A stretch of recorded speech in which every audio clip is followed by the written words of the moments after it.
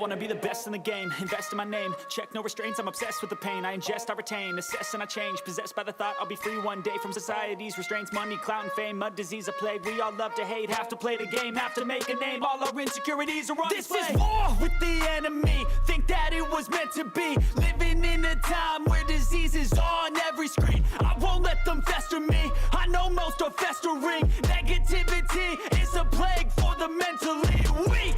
No mercy, all I got is working. Never stop searching, never quench the thirsty. I'm toxic and psychotic with this logic, you can't stop it. It's been chronic since I was a boy, so neurotic and chaotic. Built to last with the webs I'm weaving. I could change the past with all I'm achieving. Got my foot on gas, never stop competing. If you break like glass, then this life's gonna eat 'em. Make mistakes real fast, then you learn how to beat 'em. If you take off the cast, you can see all the healing. If the pain's in the past, move on from the grave and put your foot on the gas. No, never stop competing, yeah. I've been doing this, I'm on it, I just wanna be iconic. Sipping on a gin and tonic, got me going off when I'm on this topic, yeah. If I ever play, I want it, you know that I'm always honest. Stay away from those who are toxic, keep them out your face, no way, you don't want it, yeah. Don't try to drain my energy, the enemy is everything. It's mentally, unhealthily, spreading like a rare disease. But I won't let it get to me, I don't need your therapy. I can leave a legacy of leading by intensity. Come on, we can fight this, freedom is priceless. Spread just like a virus, living in a crisis. Do you feel courageous? Do you seek greatness? Trust me, you can take it, go on and take your aim, yeah. Built to last with the webs I'm weaving. I could change the past with all I'm achieving. Got my foot on gas, never stop competing. If you break like glass, then this life's gonna eat 'em. Make mistakes real fast, then you learn how to beat 'em. If you take off the cast, you can see all the healing. If the pain's in the past, move on from the grave and put your foot on the gas. No, never stop competing, yeah.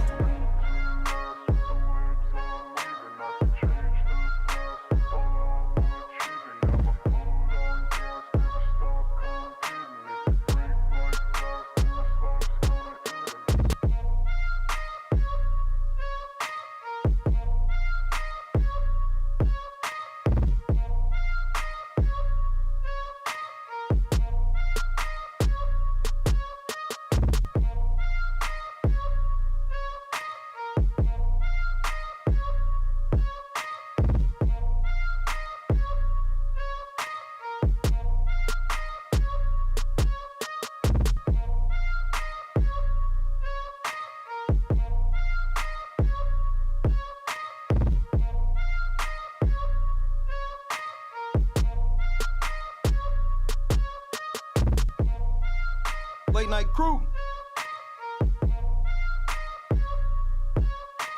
Fuck is going on, man? Happy Saturday, cuz. It is a very happy one indeed. Shout out to Clee Jr. Getting that second place, man. I see y'all, bro. I see y'all. Say what's up to your boy.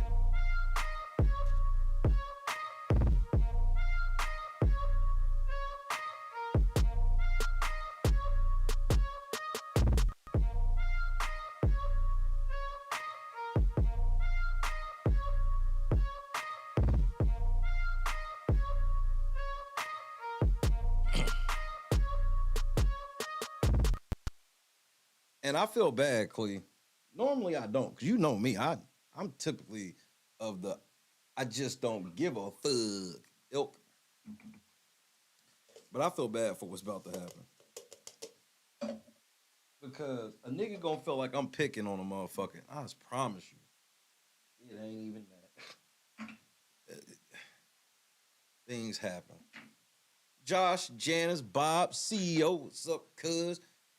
Nicole, we in this thing, a majig.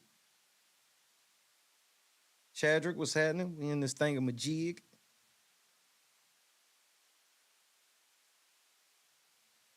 Okay, in the title, you have Mike Tyson tried to set up Katt Williams. Oh man, I forgot all about this. This was just about a year ago, and I remember watching this interview. And now it's just so much more weird. Second of all, fuck Dave Chappelle. Third of all, before everybody gets in here, what do y'all think? Shout out to the 23 people in here. Hit that like button for me. Name the city and state, because it is in the United States. I'll help you that much. Name the city and the state that currently has the dumbest influencer in the entire country. Boston, what up? City and state where you think the dumbest influencer in the country is.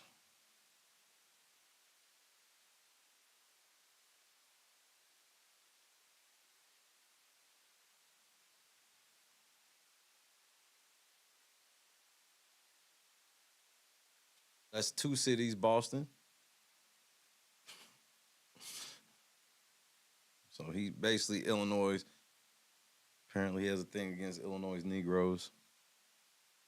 Dalton, Illinois. Atlanta, Georgia. Las Vegas, Nevada. Los Angeles, California.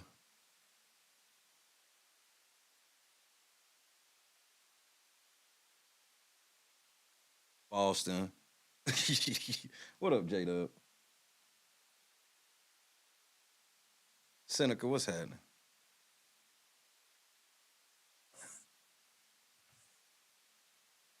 You said, what is that?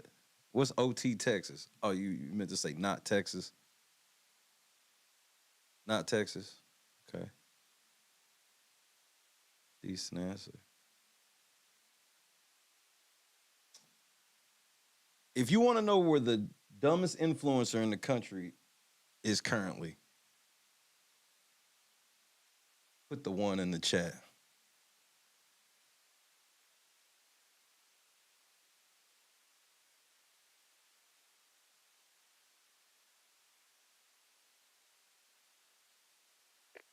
Tactical nuke incoming!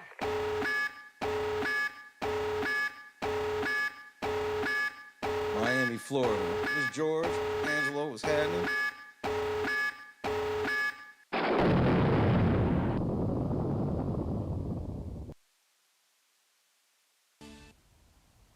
It is so cold out here tonight that those city officials are saying just stay indoors for now. And tomorrow when you get out on the roadways, look out for patches of ice. But you've got to be cautious. There are going to be ice patches, and probably until about midday tomorrow. He making them hand signals up right now. Bro, that motherfucker, that one dude and that one chick ruined it. Anytime I see anybody doing sign language, I have to go ask my wife if they doing it for real. So I always assume, because my wife actually know it, I assume that they fucking doing it. This is fake. This nigga was not signing for real. But you've got to be cautious. There are going to be ice. This fat ass nigga from Office Space, this nigga's looking for his stapler, nigga. Those are not real. That's not real sign language. Patches, and probably until about. Nigga, that's not real. Stop playing, nigga. Nigga, stop. Stop playing. Bro, ever since I seen that chick, I assume they all lying, bro.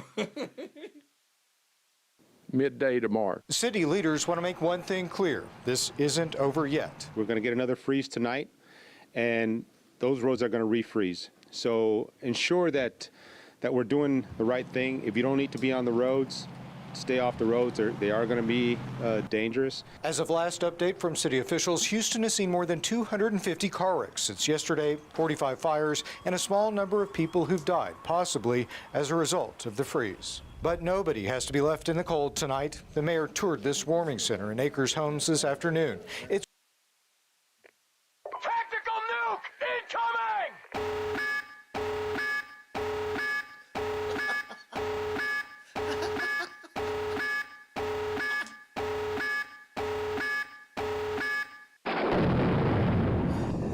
Shout out to H-Town.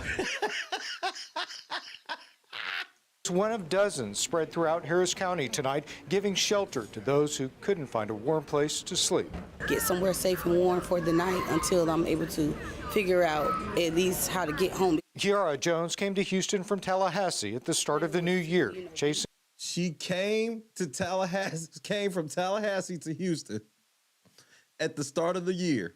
Today is January 20th, okay? I want you to keep that in mind. January 20th.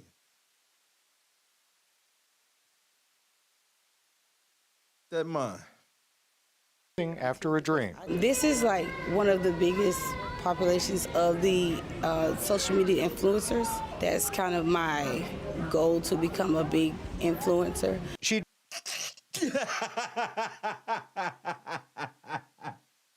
Nah, nigga. been staying at a motel this month with her 3 little munchkins. I love them. They're so sweet. But by Monday, she says she'd run out of money. By Monday. What was Monday? Monday was January 15th. This bitch came to Houston with 2 weeks of money. And her goal was she's coming to Houston to become a famous influencer.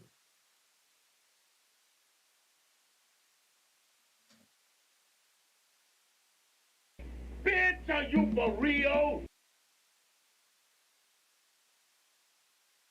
That's why it's multiple news people over there want to hear this stupid shit. They got the camera all on her grill and everything, nigga. Nigga, her kid, her older kid, this nigga hiding up under the blanket. He's like, nigga, I don't know this bitch. Did you not see her older son with the backwoods shirt on?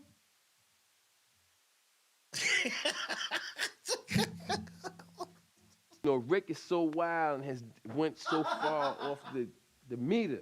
It's shit that I can't even tell you on TV. I mean, you know, for the sake of our friendship, you know what I'm saying? I'm not even gonna bring it up. But trust me, he's went there. He has went where it's like, yo, Rick, man, what the fuck is wrong with you, man? You done took this shit too far. And his response is like this: there's no such place. Darkness. Let's go to the abyss, nigga. I'm not with it, man. I don't want to go to the abyss, man. You know what I'm saying? Rick wants to go to the abyss. In fact, he dwells in the abyss. Rick James dwells in the abyss, okay? And he wants company sometimes, you know? And for some reason, he likes to reach out for me. Whenever I'm around, when he wants to go there, he will reach out for me to try to take me to the abyss with him. And I'm not with it, man. I'm not with it. And that's when we end up, you know, tussling or whatever, you know what I'm saying? This nigga running away in 1 year. That nigga like, she don't even know. My birthday in like 3 months and I'm the fuck up out of here. Fuck these little niggas. They'll make it. I made it. Janine, what's happening? Biggest populations of the social media influencers. That's kind of my goal, to become a big influencer. She'd been staying at a motel this month with her 3 little munchkins. I love them. They're so sweet. but by Monday, she says she'd run out of money. 2 weeks. She had 2 weeks worth of money. What the fuck is wrong with her? It just became too much for me. They be taking, I'm so sorry, bro. They take men and kids for way less. Women can do shit like this and somebody's gonna fuck around, give her a house and some shit. That's how this shit go. Somebody gonna end up giving her a house and maybe giving her some type of bullshit influencer deal in Houston. After a while. Especially With if it go temperatures viral. dropping and no place to go, she says she called 911. Police brought her. She called 911. We just got put out of the hotel. Come pick us up. Nigga, bro.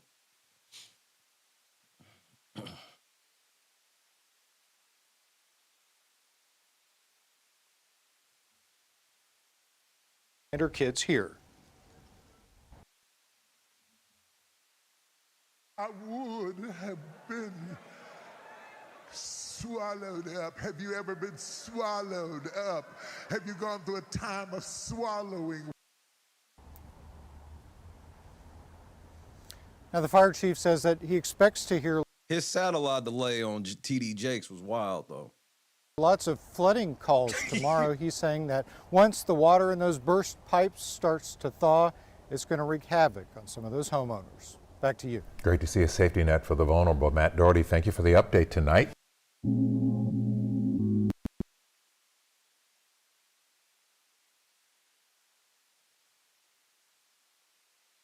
Like, I've been telling you, temperatures are expected to stay below freezing through tomorrow. Hundreds of people are at warming centers in the city of Houston and in Harris County. Stephanie Whitfield is live at Lakewood Church off of 59 in Edlow, one of the warming centers available today. And Stephanie, why do y'all keep picking that one? some of the other centers are near capacity. That's right. More than 700 people have checked in at warming centers. We're told Lakewood. Man, niggas down here was not ready for 2 days of cold, bro. Bro, yes, it was cold as shit down here. Don't get it twisted. Fucking with the car shit like that. But I need y'all to hear me and hear me good, you motherfuckers down south. The East Coast would laugh. If they really know what it was like down here, they would laugh. Laugh. I just want to put that out there. Because y'all niggas been all over the news like, nigga, we damn near died. No, you didn't. Church still has plenty of room, so this is one of the places that the city is directing people to go. Now, we have been told as of today, one warming center, which is the Fondy Community Center near downtown, is nearing capacity. We're told more than 130 people are there, so now if people call 311 looking for help, the city is telling people to go to other locations. And there are several other warming centers with space both in. How they supposed to get there? Do y'all got like some type of shuttle service set up? No. Hey, it's some beds like at the one like 11 miles from here. So just walk through the cold and you ain't got to worry. You'll be safe and warm when you get there. Houston and in Harris County. Some of those include the Balin Community Center and the. But I'm just saying in general too, Bob. I'm talking about just like what a normal East Coast, like some, when they getting on TV talking about how cold it really is and shit like that and all this shit. It's just a tad more colder than what it was. West Gray Multi-Service Center. We have a full list of all of the warming centers up right now on khou.com. But again, you can also call 311. They're happy to give you that list as well and tell you which one is closest to you. 311 is also. Well, what if the one closest to me is closed or full? Also connecting people with free rides to warming centers as temperature. It got to zero. It did get to zero, right? But it was zero for like what day? I remember it being below zero for like a week. Like you get like motherfucking a foot of snow and then that shit freeze up and then another foot or two come on top of that shit. And bro, and then I was just in the Midwest where it got bad. You know, that still ain't no shit to the real shit up in Buffalo and all that shit. It's just, bro, it's just crazy. It's like they heard Arctic Chill. It was like they didn't think it was going to be as cold as it did or as it got. It was cold. Yeah, it wasn't no blizzard. Like it snowed, but it wasn't even like an inch. It wasn't even an inch. It was on the ground, but it wasn't even like an inch. But that's the shit that's ridiculous though. And that shit they would, bro, I would just tell them kick ass. I ain't see no commercials, and these are like normal commercials you see back home. I ain't see no commercials about like leaving your sinks dripping and just shit like that, like normal shit you see back home, back in Indiana all the time. It just like, they weren't really, like, it's like the towns and cities and shit, the states in the South, they just refuse. They like, it's a waste of money, I guess, to be prepared, even if it's just 2 or 3 days, we'll figure it out. Like, no, nigga, you should have some sort of real plan. Because I'll give you an example. Like, one of the days when it was super cold, half the schools were in session, the other half weren't. So it was like literally like a coin flip, but it was like, it was the weirdest shit ever.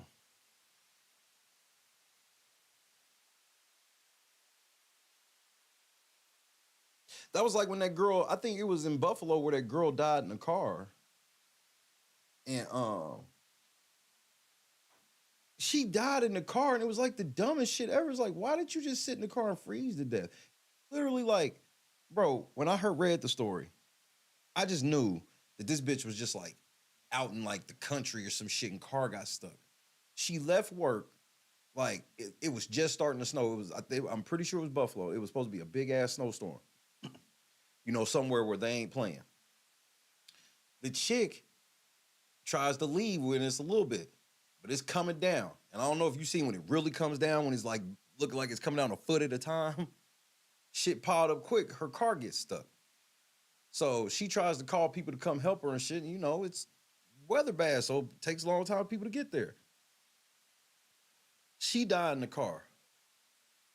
Don't y'all know the car was parked on a curb and there was houses all around. It was houses. Nigga, I was so fucking mad. I'm knocking on somebody's door before I die in a fucking car. Trust me, I know that's not something you want to do. Knock on some stranger's door in the middle of the night or whatever, blah, blah, blah. Do you want to die?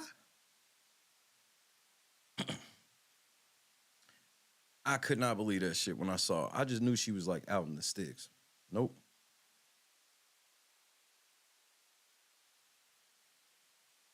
She didn't even have to walk a block. She had to get out of the car and walk up a stoop. Because I believe, no, the porches weren't covered. It was like them two-step little joint. Nigga, she had options. She shouldn't have died right there. She texting like, man, I'm getting real cold, da-da-da-da. It's like, what are you doing? Drop again tonight. We're live in Southwest Houston. Stephanie Whitfield, KHOU 11 News. I've been telling you.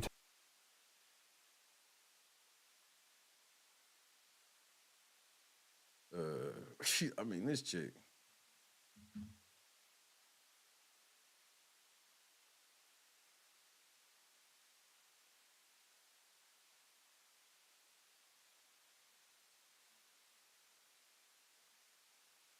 Let's see if any other news talking about this motherfucker. Ain't nobody even really seen this motherfucker. This bitch is like, yeah. I came to Houston to be let me read the article. I did have the article. Because I was shocked by this.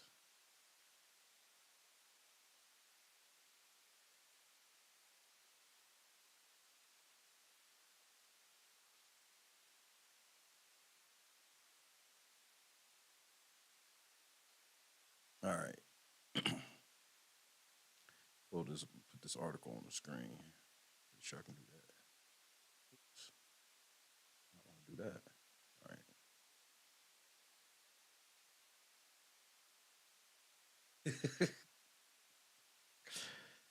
right. Nigga, she might be the dumbest bitch alive, bro. It's something about Houston right now. Check on your loved ones when you get down there, bro. All my Houston people, y'all need to stay in the house, man, until we figure this out. She came to Houston to chase her dreams. Now she's wondering where her family will sleep. Normally, when they tell this story, the earliest you hear is like 3 months. Normally, motherfuckers would be like, and normally people ain't got 3 kids when they do this shit. Normally, some people, I heard it be popping in the city. I'm gonna go there and just kind of figure it out. Yeah, that's a real thing, and people have done that. So I'm not sitting here saying that. You don't do this shit with 3 kids, first of all. That's number one. You do not do that shit with 3 motherfucking kids. Then you only had enough money to survive for 14 days. See, this is the shit I be talking about. You can't make some of this shit up.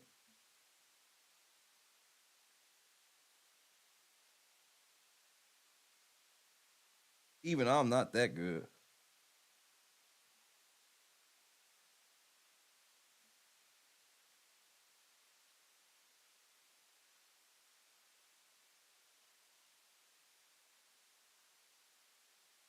Kiara Jones came to Houston to chase her dreams of being a social media influencer. Now out of money, she's wondering where she and her boys will go. As temperatures in Houston plummeted this week, warming centers were a lifeline to many people in need of help. Kiara Jones and her family were among those people. They had moved from Tallahassee to Houston at the beginning of the new year to chase her dream. Houston has one of the biggest populations of social media influencers, she said. Quote, that's kind of my goal, to become a big influencer, end quote. Influencing people to do what? She and her children have been living in a hotel this month. 3 little munchkins. I love them. They're so sweet. Bullshit. Them kids bad as a motherfucker, nigga. Look at they mama, nigga. I'm not falling for that shit. I ain't falling for it. But by Monday, when the temperatures plummeted, she said she ran out of money and didn't have a place to sleep. Quote, it just became too much, end quote. Bitch, you only had 2 weeks worth of money. You took a paycheck and went the fuck up out there, nigga. I'm losing my motherfucking mind, man. Mish, what's happening? But what is she influencing, though, Mish? I don't give a fuck the platform. What is the influence? See, everybody's just glossing over the act. What is the influence? She's influencing people on TikTok to do what? Gordon Ramsay, he influences people to cook.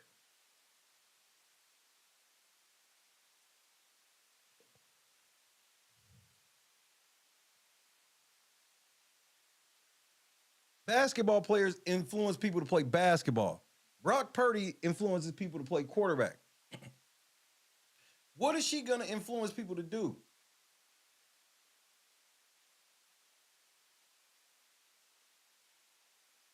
Not be dumb enough to just wild out on a paycheck? This bitch took a paycheck and said, we moving across the country.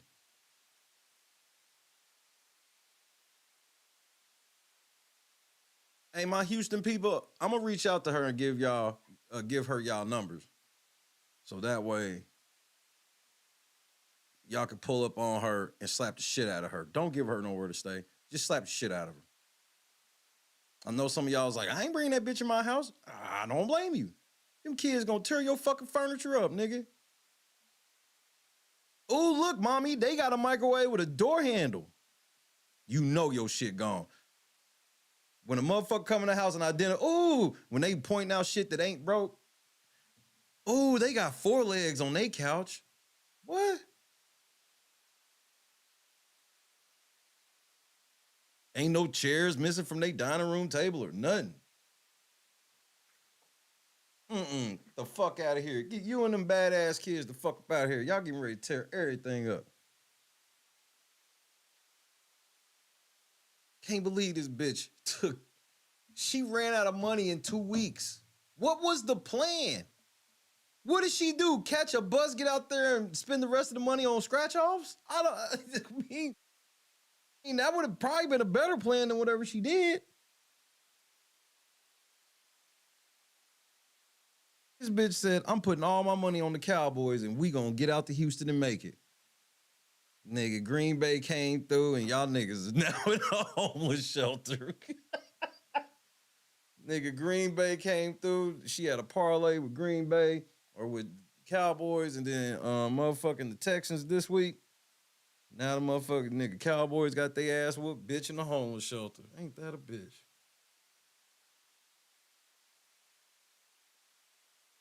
Larry said this was a sure thing. Larry lied.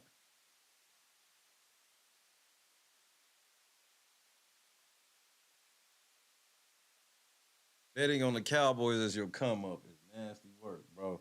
You see what happens. Jerry Jones, go save this bitch up out of there, bro. At least let her stay in Dakota Locker or something, nigga. Yeah, bro, y'all got space. You getting ready to fire everybody, nigga. She can stay somewhere. Put that bitch to work. Make her do guided tours and shit, nigga. Trust me, they got bitches like her in there working in that stadium. I saw it with my own eyes. And I'm talking about in the off season. They had people working there in the off season like it was a game the next day or the same day. Yeah, thank you, Myra. What's happening? It influenced me to keep my black ass in the house. This motherfucker. It just became too much. That's the quote that's the most disrespectful quote of all of this shit. With temperature dropping and nowhere to go, she said she called 911 for help. Don't laugh, Shay. What the fuck, man? Where are your people? You ain't got nobody in your life that told you this was stupid. Or did you get put out of somewhere and you was just like, fuck it, we going to Houston? People probably don't even know she done did this goof. They been like, oh my goodness, bro.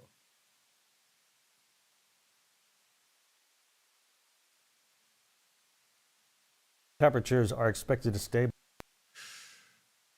She wild, cuz. Quote, somewhere safe and warm for the night until I can figure out at least how to get home, end quote. Y'all news people, y'all ain't, just give this bitch $500, bro, and get her the fuck up out of there, bro. She need to go home. Do you know your address? Like, we need to be asking. We can't just take this shit for granted. Do you actually know your address? What is your address? Because, bitch, we'll get a police cruiser to just motherfucking turn the lights on and get you up out of here now. Caseworkers are going to try to help her get a plan together for her and her kids, but they don't have much time.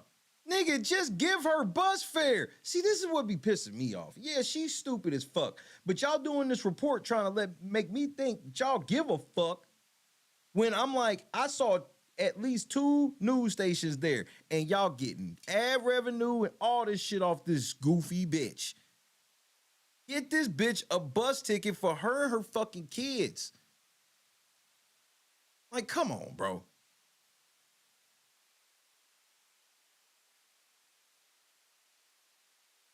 At least she got the blessing of saying, I'm just trying to get back home. Okay, cool. You fucked up. Go back home.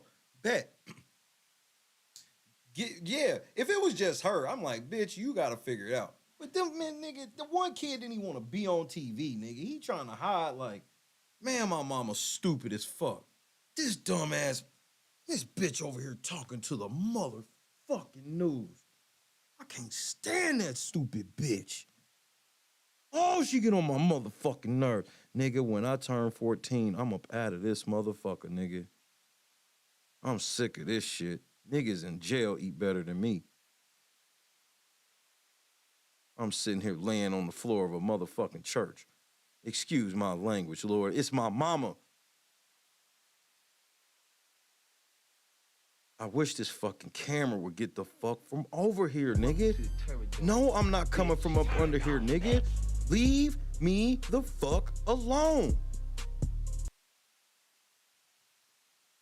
That's who I feel sorry for is the little nigga in the backwood hoodie.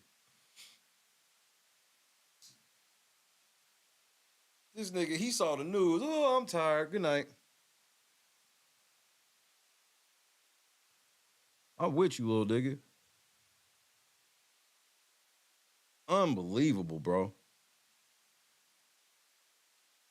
This nigga mama dumber than all outside.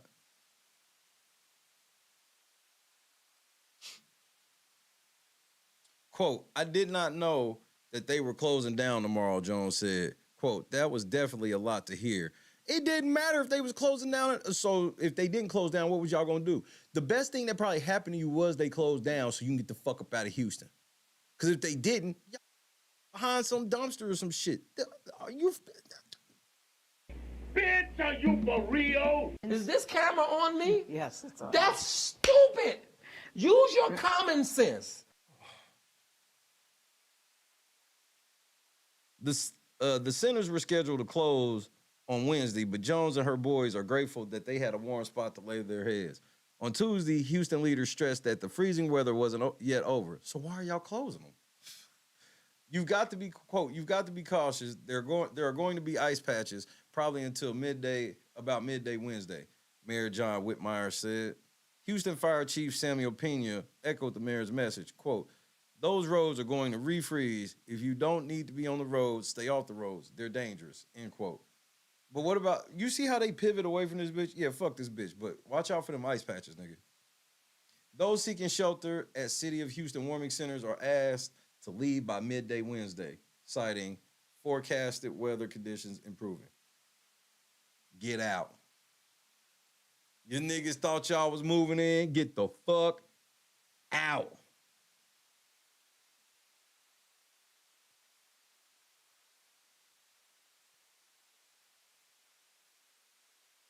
Get out, get out, get out. You and your funky ass kids, get the fuck up. Get the fuck out. No, we ain't got no money. No, you ain't got nowhere to stay. No, it ain't our problem. Get out. And God bless.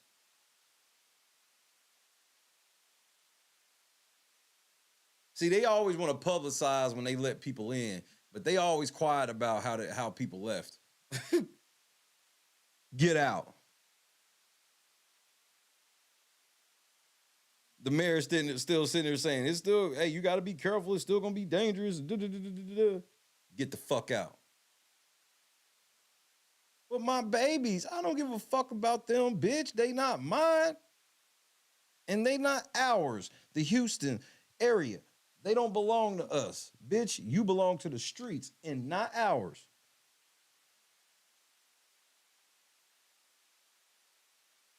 J-Vod Barksdale.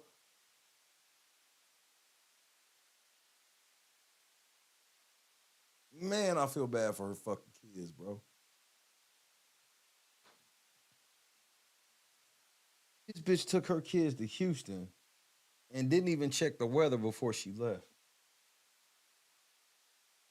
She didn't even check to see how much it would cost. Like, what motel? You know they were staying at a Trap House Motel. Like, what did you have? Like $1,000?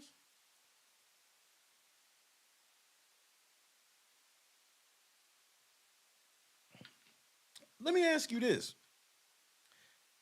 Did you really just move there just off of, there's a lot of influencers from Houston. There's a lot of influencers everywhere, first of all. Secondly, do you have a point of contact in Houston at all? You went to a city you don't know by yourself with no point of contact with 3 kids and no money.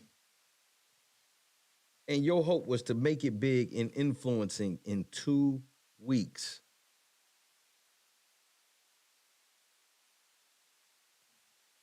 That's not even long enough to get your first check if you had a gig.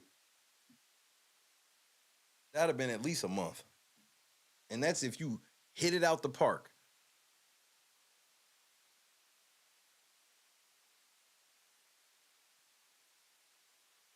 Wherever her and her kids were staying, whether it been like a family member or whatever. Because my thing is, like, if you still getting government assistance for Florida and they found out you moved up here like that, you know you committed fraud, right?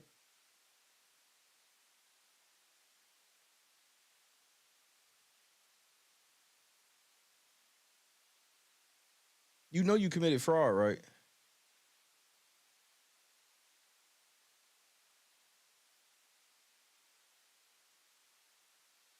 A hookup gone bad indeed. Something, man. I'm like, how do you get caught up like this?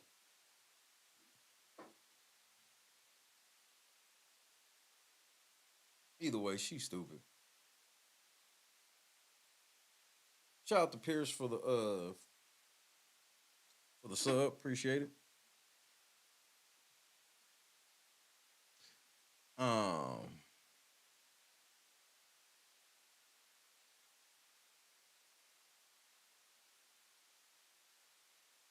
I guess we get to this Katt Williams and Mike Tyson shit. So a year ago, I had saw this interview. It came on today in my feed just automatically. And I started watching. I was like, oh my goodness. I was like, I think they were trying to set Katt up. Some of these, and the crazy part is, some of these questions, because it's DJ Whoo kid that seems like he's the one to do the hit.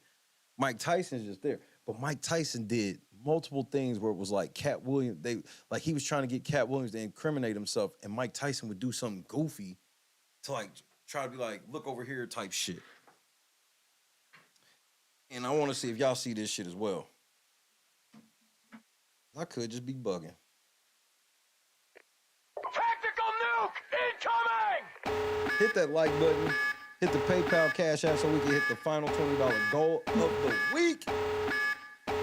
What a great week to be part of the Real Late Night crew. God is great, ain't it?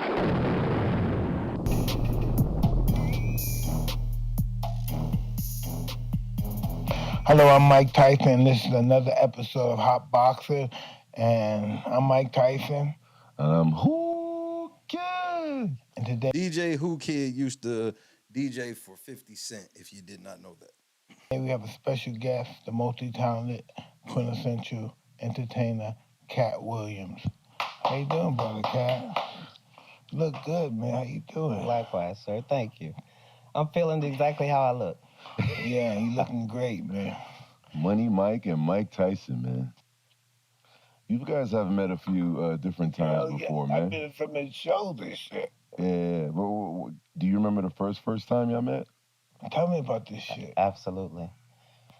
I'm not a person that's really gets starstruck just because I read a lot of autobiographies when I was young, so I thought I knew thousands of people because I knew their life story and their journeys and their trajectories. But this guy, like, at the point in my life when I heard about Mike Tyson, really, he became like this superhero figure, just because whatever time we were on, as far as being in the street, he was already on that.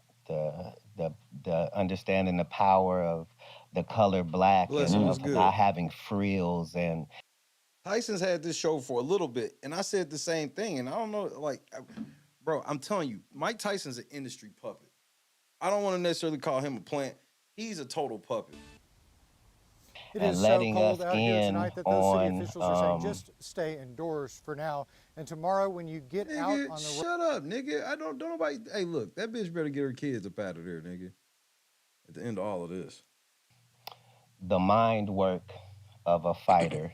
Absolutely. That hadn't really been done. We had to go to like WWE or somewhere to get the personality that was attached. Know why I always wore black? Because black is ominous.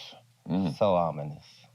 Yeah. And then so I met him at a Laker game. Chick Hearns was one of my my man, dear friends. I love Chick Hearns. And you would know Chick Hearns. R.I.P. Chick. I went to a Laker game, and I never, for some reason, I never knew Mike's height, right? So I generally judge men by their aura. So pause. Spiritually, I know whether somebody in the room is holding some sort of weight universally, you know, but other than that, I don't really focus on that. But I couldn't believe how much space this guy takes up in the scheme of things. So yeah, I'll always remember shaking his hand and meeting him for the first time because he became real right then. Was it like surreal? Like his energy was like, because I remember he used to like shake shit up everywhere you go, man. I'm just passing through. It's passing through, you know what I mean? I'm overrated and God's just blessing me, giving me the light. That's all. There was shout out to Mike Tyson. There was a weird encounter at the You and Suge night. Saw him at a rehab spot. What was that about? Or you just You see Katt's face right there? He's like, what the fuck is that? What about that time you saw Mike Tyson at a rehab spot? They always trying to make it seem like Katt been on drugs. Did you see Katt's fucking face, nigga? Giving me the light. That's all. There was a weird encounter at the You and Suge night. Saw him at a rehab spot. What was that about? Or you just was there? Yeah. It's a You and Suge night was hanging together, and then I think Bobby Brown said it on your podcast. He said, Nigga, wait, what? So me, Suge Knight was at a rehab spot with Bobby Brown and Mike Tyson. Wait, hold on, nigga. It's a lot going on right here, my nigga.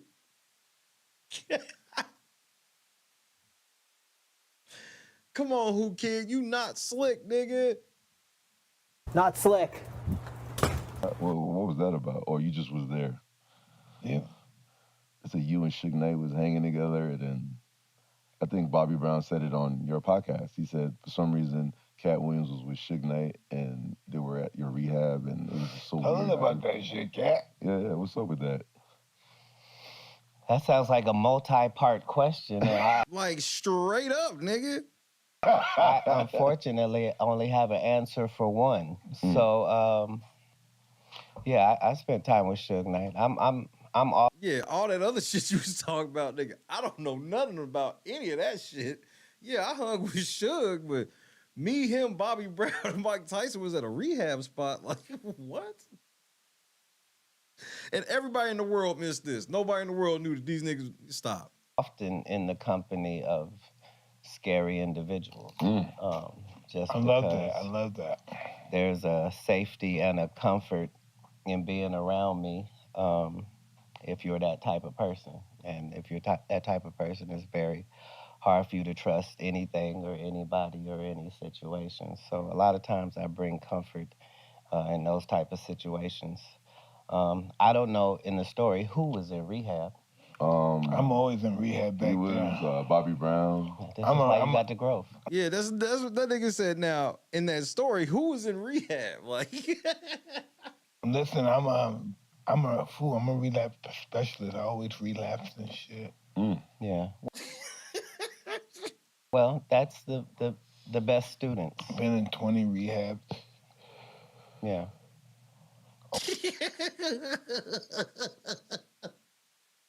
I feel you, Cat, because that's awkward as shit when somebody's saying all of that and you ain't never been to rehab. They're just like, heard that. My friends OD'd and shit. You're Right. a true survivor, man. Right, but we got that then and now. Like there are no hero stories where the guy walks away unscathed in this. No one gets out of here experience. Well, no, this is the thing with Mike Tyson. Mike Tyson don't be bragging. Mike Tyson is as blunt as they come. He is as blunt. He speaks as blunt as ever. And if you can somehow put yourself in a position where you collect the scars instead of being full of scars, then you can get something for yourself out of it. I want you to listen. Look, normally we always skip the ads when they do ads, right? Listen to how cringy Mike Tyson is in these ads, nigga.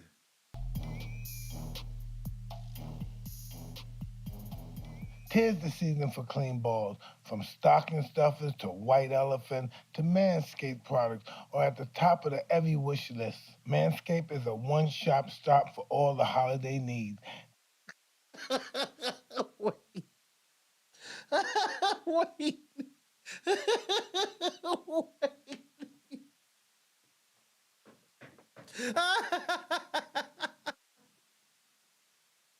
Nigga, Mike Tyson read these ads, nigga. I was over here dying, nigga. I said, no, we watching the ads too, nigga. This nigga Mike Tyson is my motherfucking fool, nigga. This nigga Mike Tyson selling manscaping products, nigga. I'm done, nigga. Stop it.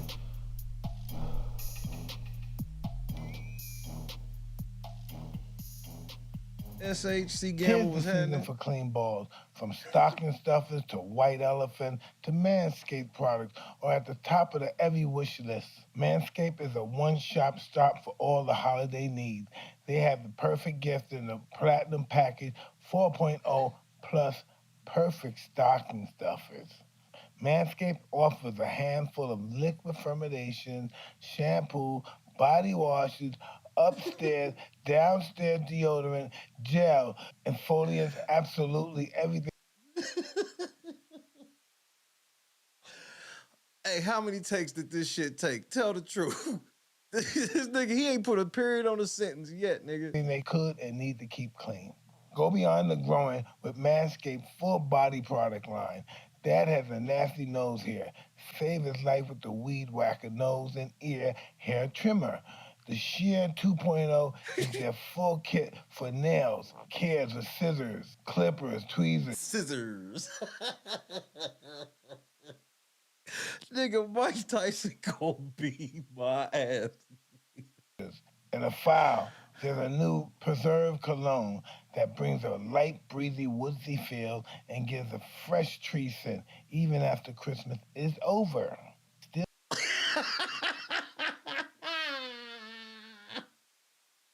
Nigga, this is a Saturday Night Live skit, man. Stop playing, nigga. This is a whole ass skit, nigga. Using a loafer, introducing the body buffer. Lastly, top of the stocking with the Lawn Mower 4.0. The electric razor advanced skin-safe technology is a life changer and known for reducing nicks and cuts on Santa's sack. Save 20% off the free shipping by going to manscaped.com/hotbox. That's right, 20% off free shipping by going to manscaped.com/hotboxing. Manscaped, for a perfect gift that will be a holiday biggest hit. The most wonderful time. Jackie, what's happening? Hold on, y'all. This one is even worse. He did 2 ads, and this was even worse. The year could also be the most hectic time of the year. If you're anything like me, you put off everything and shop until last minute. If you have an online store, you know the feeling of getting hit with a ton of orders at once. When you're buried in orders. Nigga, look into the camera, nigga. You're not supposed to just be reading off of the board, who kid? Orders and emails from stressed customers. You'll wish you had ShipStation. Hey, man, that's right. ShipStation turns holiday shipstorms into smooth sailing. As we all know, the holidays can be very stressful, but using ShipStation isn't, Mike. I like to avoid extra holiday stress by getting on top of our shipping process before the season gets crazy, yo. With ShipStation, we don't have to feel overwhelmed and can feel reassured. Our customers, Mike, are receiving their orders on time, man. Man, I agree, man. It's way better than using the default shipping option for online stores. Word. With the ShipStation, you are able to manage every order from one single dashboard. Automate routine shipping tasks, print shipping labels, and easily compare rates and delivery time to optimize every Nigga, I'm never buying y'all shit. shipment. And with enterprise solutions that Nigga, this is the worst YouTube commercial ever, nigga. This is the worst one ever, nigga. make warehouse optimization easy, ShipStation scales when you do. So there are no limitations on your growth opportunities, Mike. ShipStation has a free trial and quick setup. If you've been on the fence about trying it, there's no better time than Nigga, if I was on the fence, it's a wrap now. One of the best parts is ShipStation works with all your favorite places to sell online, including Amazon, Etsy, eBay, Shopify, and more. With ShipStation, you'll save time, money, and stress during the holiday rush. When you sign up to use your promo code, you'll even get 2 months to try it for free. This holiday season, give yourself the gift Nigga, Mike was way more enthusiastic than the other. of stress-free holiday Natasha, shipping. what's happening? Use promo code HOTBOXING today at ShipStation.com to sign up for your free 60-day trial, man. That's a long time, Mike. Again, that's ShipStation.com, promo code whatever that nigga HOTBOXING. said. Sign up for ShipStation now. The worst commercials ever, nigga. I love you to death, Mike. I ain't buying none of that shit, nigga. We need better spokespersons. Back to Katt. MVPeasy. What's good, Ma? Do you feel like you and Mike have like the same kind of like background? Your circle is small. Your club is like hard to get in. You speak of trust. It was big at one time. No, I'm talking about like he said he fuck with Suge Knight. That's like, there's other cats too that he's not even saying, but it's a small club. I learned a lot. Why? And you listen to that question. He said he fuck with Suge Knight. That's like, goes small, your club. Do you feel that you and Mike have like the same kind of like background? Your circle is small, your club is like hard to get in. You speak of trust. It was big at one time. No, I'm talking about like he said he fuck with Suge Knight. That's like, there's other cats too that he's not even saying, but. Sound like the police, nigga. Yeah, and there's other people he's not even saying. Like who, kid? Who is it he shouldn't be saying? Who is it he should be saying that he's not? Man, who kid sound like the fucking feds, nigga? It's a small club. I learned a lot from him, and yes, that's the thing about me is the only real thing I get out of a daily experience is the fact that I'm guaranteed that I am going to find out something today that I didn't know yesterday. And I know how much stronger that makes me the more times that happens. So I was trying to be the Mike Tyson of comedy, no matter what that meant, because I understood that we watched somebody come out of nowhere, and then we watched the fact that there was this whole space of time before the bandwagon when it was when the great portion of the people coming to the fight are coming to see this guy get hurt. And as the betting person, you're going, I don't think you guys understand what this dude has already fought. Like, unless a demon comes out. Oh, shit. And at some point, it just becomes the law of average. Other than that, it's a joy to watch. I tried to be that comedically. But what people don't know about comics and champions, that they have to understand loss. You know, there's no way you're going to be the best ever if you don't understand loss. If not in your profession, then in life. You have to understand loss and overcome loss. Because life is about loss. As you get older, you lose your friends, you lose your hair, you lose your teeth, and you lose your interest in to live. And that's what life is truly about. At the end, we all lost. Mike trying to spit these bars. Is this similar, like boxing and comedy in the truth? Absolutely. As far as like getting paid in the beginning. Like, No, check were you part of that cheap pay in the beginning, or you know, coming from Cincinnati? Like, what was the cheapest pay you got? What was the cheapest pay you ever got? Nigga, your questions are worse than Shannon's, nigga. What was the cheapest pay you got to box? Yeah, I'm hoping that it doesn't correlate at all. But comedically, I spit chitlin. That mean getting enough money out of the chitlin circuit to be wealthy. That's a lot of chitlins. So I worked for zero money more times than I worked for $25,000 in the beginning. So it's okay that it gets to this point. Working for free was part of it. I'm saying that's kind of like the training process of boxing. Yeah. What you're willing to not have and what you're willing to deal with. And comedy itself is about taking the same tragedy and trauma that everybody else is dealing with it and somehow wringing something of value out of it. So taking something that's terrible and tragic and traumatic and to be able to present that and get somebody to laugh in that context is universally important. I mean, sacrificing years of just not seeing money, that's crazy. But I didn't get paid my 3 fights. My first 3 fights as a pro, I didn't get paid, but I wanted the people to see me. Once they saw me, I knew they would pay me money. Yeah, exposure. Every time. I mean, you were so young. Did you know how much you were getting paid? Like, I didn't care. You didn't give a fuck. I wanted to reach my goal. I wanted to be the greatest that ever been born. Wow. Right. I mean, coming at me in New York, I know so many comedians, they get paid like $30 and then, you know, they get like some kind of bar money and stuff like that. Hey, listen, in order to be the greatest, you have to be at the lowest.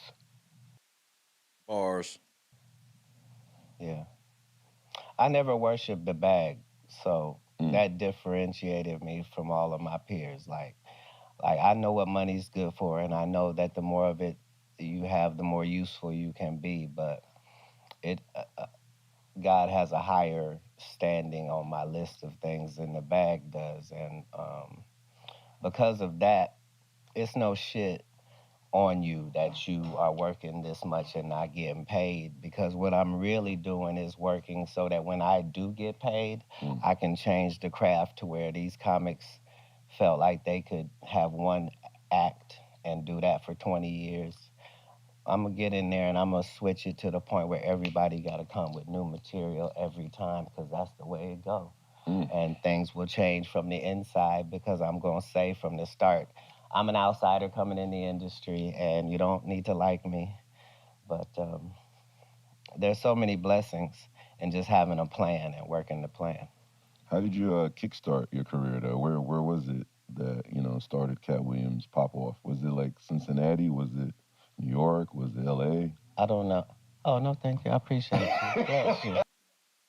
Yeah, you want some of this shit, nigga? This shit good. Giving him some nuts. That's a pleasure, man. This guy's nuts, man. Right. I mean, Mike Tyson got a whole smorgasbord of snacks, nigga. That's all friend. That's your real friend. Yeah. You know what I mean? I appreciate Oh, it. so you don't remember not Cincinnati. I was born in Cincinnati. I was raised in Dayton, but none of That's that all is. Mac stuff.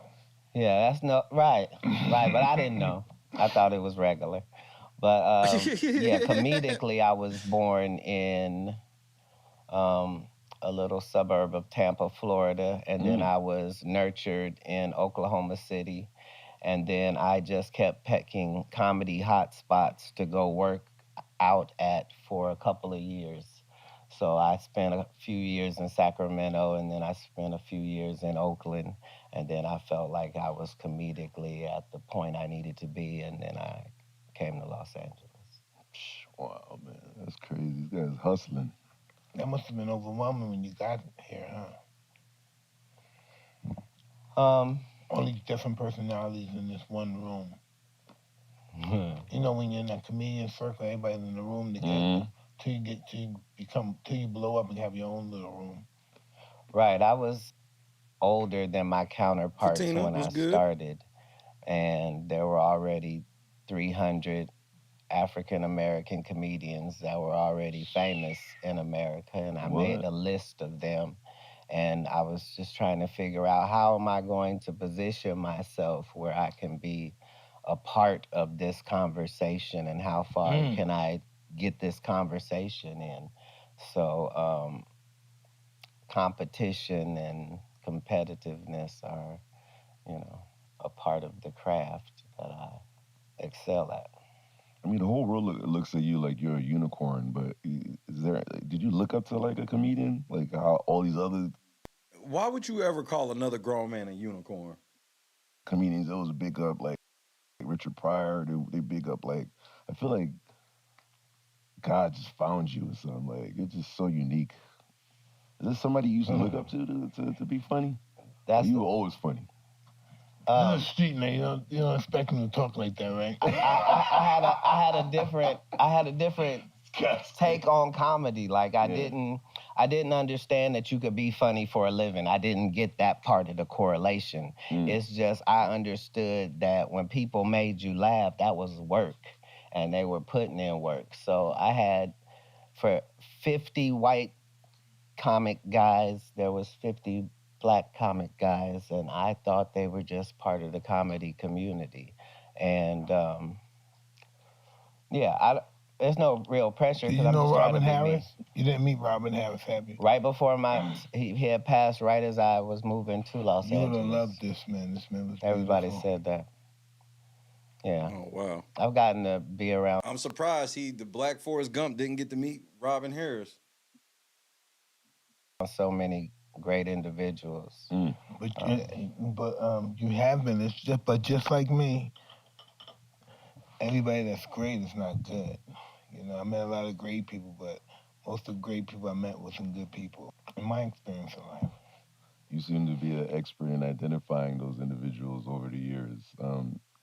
Do you believe in all that planting, all that industry planning stuff with Hollywood? What are you talking about? The way they choose like certain comedians to be.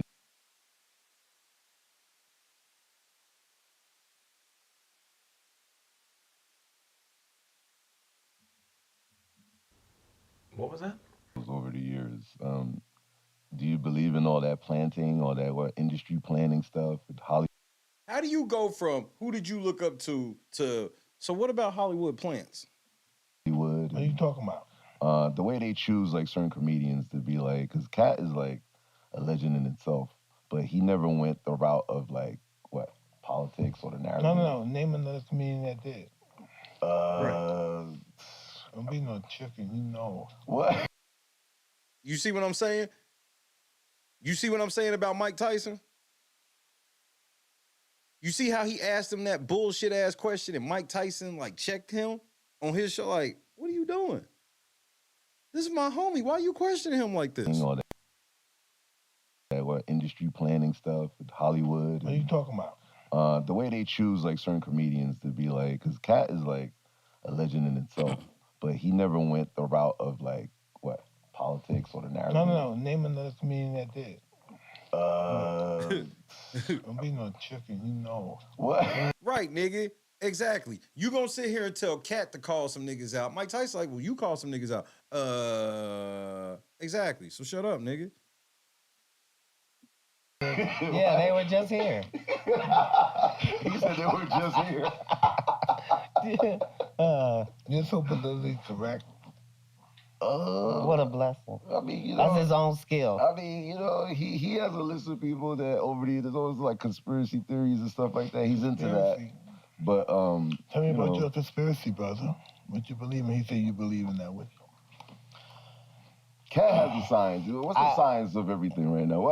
What's your science of everything, Katt? I'm never pretending to know the answers to things that I'm going into. I'm going into it trying to find out the answers. So that frees me up, that my ego's not involved in what the answer turns out to be. But we collect information, and there aren't that many conspiracy theories anymore because we found out that all conspiracy theories, there's a nugget of truth in there. It came from somewhere. That's where where it became a theory. And then it progressed to the point where it became a conspiracy theory because there was something there. So, we don't have to wonder, are there other beings in the universe other than us? Exactly. Reverse engineering can only be a thing because of a thing. We can see that in all other industries, if it's not military or government-based, there are no leaps in technology anywhere to be seen. It's only in these certain sectors that we're able to jump ahead because of, I like this. Why do you think we exist? No, I believe it's a video game.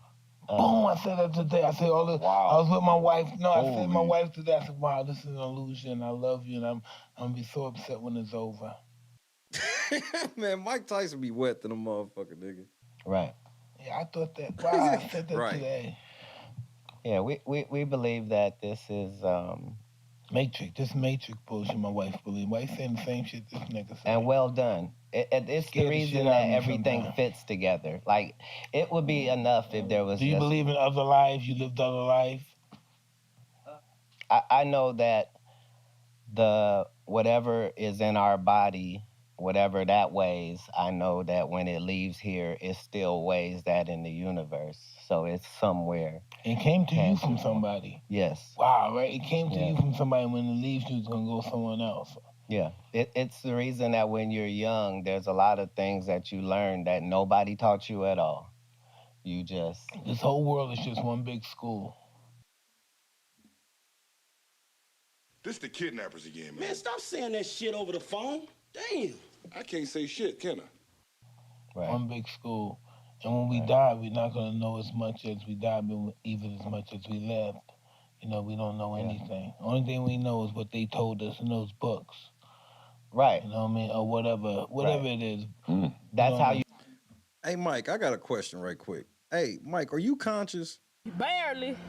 You know that there's truth in the history though, because we're now in a place now in history where we're able to know more about the universe than ever. Like, we've been to places now. You know what I mean? We've been to all these planets and we've had these experiences unlike anybody else in history. But the problem is that whatever they said about the planets 6,000 years ago, It's bullshit. no, it was all true, and we are just now finding out. So the question is, how the fuck did they know? Oh, shit. Why did they say Mars was the red planet before they got there and explained to us that that's what it was like and what the environment was? How did they know about the rings on that planet, and why were they correct about it? And if they're that correct, I'm saying... And like I said, who are we? Who's our ancestor? When it first started, how did my ancestor look? My millionth ancestor. Wow, I can't even say a million ain't nothing. A million years ain't shit compared to time. Cat, like, I'm not high enough for this shit yet. I feel you, Cat. I am not high enough yet. Trillion, who's my trillion? Ooh, life is a bitch, huh? Right. There's no time. We made time, but it's really eternity. That's what you were saying when you said the 365 days. So before somebody called it that, then how old were you? Like, how were you measuring your Before Julius Caesar said, hey, motherfucker, this is going to be 1 year because I can't take this shit. So it's no such thing as time. It's eternity, and we turned it into time. Yeah. I thought when I was real... So what was God talking about in the Bible about 6 days, Mike? You know what? Don't even worry about it, Mike. You got it. So young, I thought if you was a great, great man, you generally died around 25 or 26. Oh, so wow. I had planned my life according to that. And I got into this thing about 6 or 7 years old where I was like, yeah, every 7 years, that's almost like a new you. And so I've kept that model going my entire life. So, I've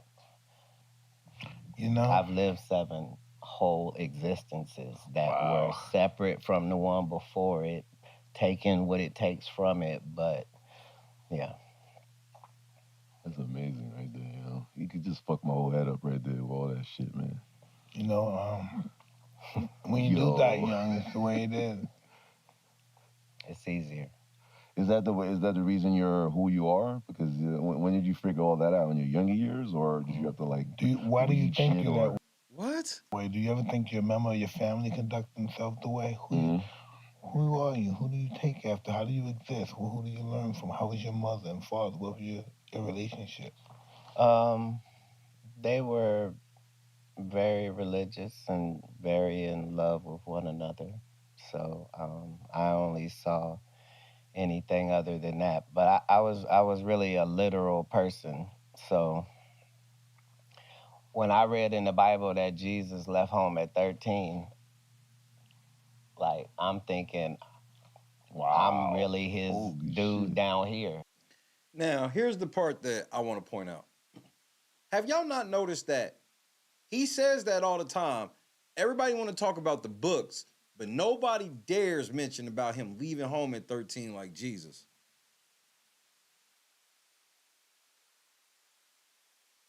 I've noticed that. Something about that you heathens know not to fuck with. It's funny how the spirit work, huh? Yeah, I've been watching you niggas. So that's what I'll be doing. So I had that's weird. That's pretty interesting. I understood that I thought differently than other people, but I worked it to what its strengths were, and just consumed a lot of information. Like I was blown away by reading. Like, I was just blown away that, like, in this amount of time, I could go off and go in a room, and when I come out, I know, like, that's the only way I made it through school is by the time we started school, I had already read the whole book. Like, I didn't go chapter to chapter. I'm trying to know this whole thing that we're... Do you think you're an extremist? I hope so. I hope so, just because I know that there's different stages of everything. So sometimes things curdle, sometimes they rise to the top. I know that any extreme is better than lukewarm, in my experience, and that stagnation is what can't happen. Oh, wow. Wins we can prosper in, losses we can learn from, but stagnation takes no loss. Do you get frustrated, like you can't speak your mind all the time with the media? People kind of look at you like, you know. Speak your mind. Why you want them? Like, you see how Mike Tyson interrupted again, where it's like, dog, what's with these fucking questions, nigga? You 12? You know what you're thinking. No, I mean, you know, like he sometimes tells his own truth, and other like. What is that? You know, like famous comedians, they always like come at you. I feel like you're up against the machine. Every time I see like videos on you or you know, news press on you, is like 10 comedians. That's why Katt's like, what are you talking about? Yeah, it just seems like you up against the machine. I am. Thanks for letting me know. You know, like famous comedians, they always like come at you. I feel like you're up against the machine. Every time I see like videos on you or you know, news press on you, is like 10 comedians are after you. They have an opinion of something you said. So if you say, like, for example, you said Eddie Murphy's not like relevant or whatever, it's just the 80s. So, but that's like, you're talking about stand-up. You know well, that was strategically said. That was just to put a crawl in Eddie so he would come out and do stand-up, you know? See, but the thing, when you say that to the narrative... We call plays. Yeah, but... So to answer your question, no, I don't feel some sort of way about it because that's where I'm aligned. I'm aligned against the machine. Wow. See that? So I understand that, you know... Gonna be haters. In media, somebody's getting paid. That's... Yeah, who kid?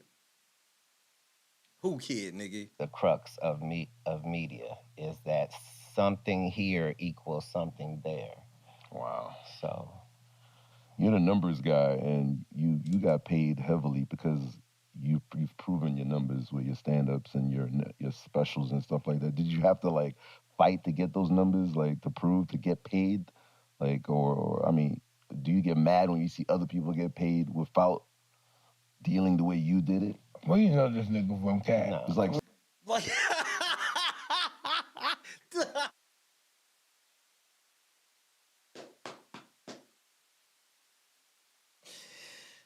nigga, Mike Tyson has Katt Williams back to the fullest, nigga. They tried to send Who Kid in here to set Katt up. This nigga asked him, Katt, where you know this nigga from? Because he wants to know why this nigga's asking these bogus-ass questions.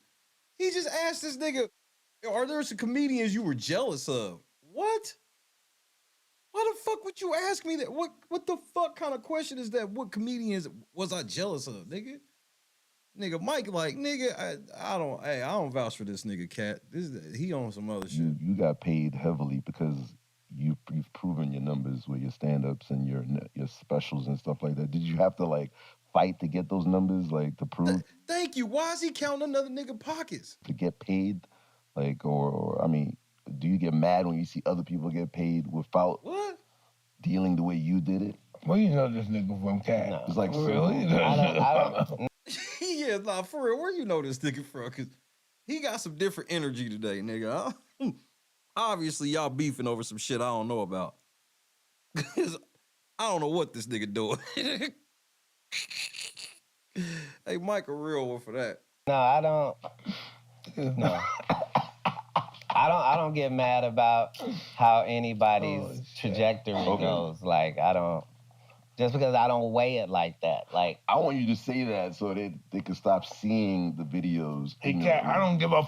What videos show that Katt Williams is jealous of other comedians, bro? You just made that shit up, Who Kid? Come on, Mike, run interference, nigga. This nigga pranking. Fuck! Right, me neither. On or off toed, I don't care. Yeah. No. The story. Don't let Mike influence you, man. Mike is No, crazy, don't let me man. Mike will influence turn you No, to a no, fucking he know what he trying to hear. No, he can't turn me into one. He's the opposite of He that. has to He be turns one. you I can't mild. turn him into him. Yeah, I'm already beastie. Yeah. I'm saying I don't feel like. Hey, first of all, pause, nigga. Yo, the devil's in full effect. Enough with the beast talk.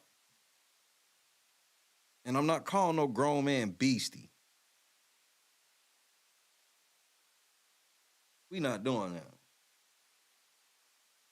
Mig, what's happening? Yeah, I'm gonna hit the wrong Like there's things I can't say. I know that in this culture you have to weigh what you say a little bit more. But that's how I got successful in the first place. Is I'm considering. Oh, sorry. How it could be taken what I'm gonna say. Too high, right?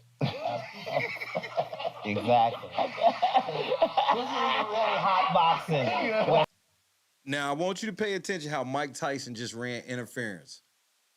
Watch how high Mike Tyson pretends he is to get Katt Williams out of this uncomfortable shit Whoo Kid doing. Watch this. Culture, you have to weigh what you say a little bit more. But that's how I got successful in the first place, is I'm considering. Oh, sorry. How it could be taken what I'm gonna say. Too high, right? Exactly. This is really hot boxing with Mike Tyson. They didn't catch you. Everybody It's kicking in. It's Never kicking gonna in. stop smoking. It's kicking in. It's kicking in. It's kicking in. Well, where's my blunt? Can I get a... Oh, my blunt's somewhere around here, right? I dropped it on the floor there. I'm sorry. Yeah, I'm about to tell you, motherfucker, how. Get on his level. Oh, God. I'm so happy Cat understands the whole science over here. Nah, Whoo Kid, be quiet and light that blunt up, nigga. We need to see you smoking. We saw Mike Tyson smoke multiple times. We need to see you smoking. Mike Tyson, right on for running cover for your boy. I appreciate the science. Okay. The sweet science. Yes, sir. The popcorn's right here, but I thought it was right here. It was both of those things. The popcorn was right here. I thought it was right here. I would have been swallowed up. Have you ever been swallowed up? Have you gone through a time of swallowing? I appreciate the science. Okay. The sweet science. Yes, sir. The popcorn's right here, but I thought it was right here. It was both of those things. Because there is no time. It's been both of them places. I just took a handful of and then went back like a fucking clutch. Just getting closer. Oh, God. Is there a list of comedians you fuck with? You want to put that out there? Like, Here this nigga go again. Why can't we just talk about Katt? Why you keep asking Katt's opinions about other people? This nigga Whoo Kid, 12. a list like you really fuck with, like you close with or friends with? Who the fucking one close with some comedian? He got a question. I mean, you know, like Talk that shit, Mike. all the comedians got clicks. I don't know, like you seem to be a loner, like when I look at your shit. What? I'm quietly the king. So Wow. the difficulty of that is you're trying not to tax those that are within the realm, if possible. So I stand for comedians that are original and that write and that have a point of view and have a standard of what they deliver. So male and female, this is my 18th 100 city tour. So in each of those tours, I've taken another collection of comedians that fit that bill. So this current tour is You're very just eloquent and sophisticated, you know, as you express yourself. I want to crush everybody to my feet. I want the same thing. I appreciate that. You can't be nobody. He reminds you of you, huh? Huh? You have to want to crush the world. You have to want to dominate this world. If this is an illusion and we don't have much time to do, we can be whatever we want, right? Yeah. Right. And if you ask anybody that's on their way out transitioning, That's really the only gripe from anybody is, man, when I had the opportunity to do it this way, I took the safe way too many times, you know? And so there's something to be said about any points in your life where you tried something, where you gave something a go. And the more you do it, the better it is. Cancel culture, you know, Mike talks about that a lot. It doesn't really affect him. Are you off the list? Again with these questions, nigga. Katt is like, nigga, lift your shirt up, nigga. Are you the fucking feds? Yeah, so you canceled? You know, what's up with cancel culture? Are you blackballed? You know, balls? Cancel, like, you know, you got to watch what you say, like, you know, on stand-up or... I think everybody has to watch what they say in this climate, but... Yeah, like, why am I any different?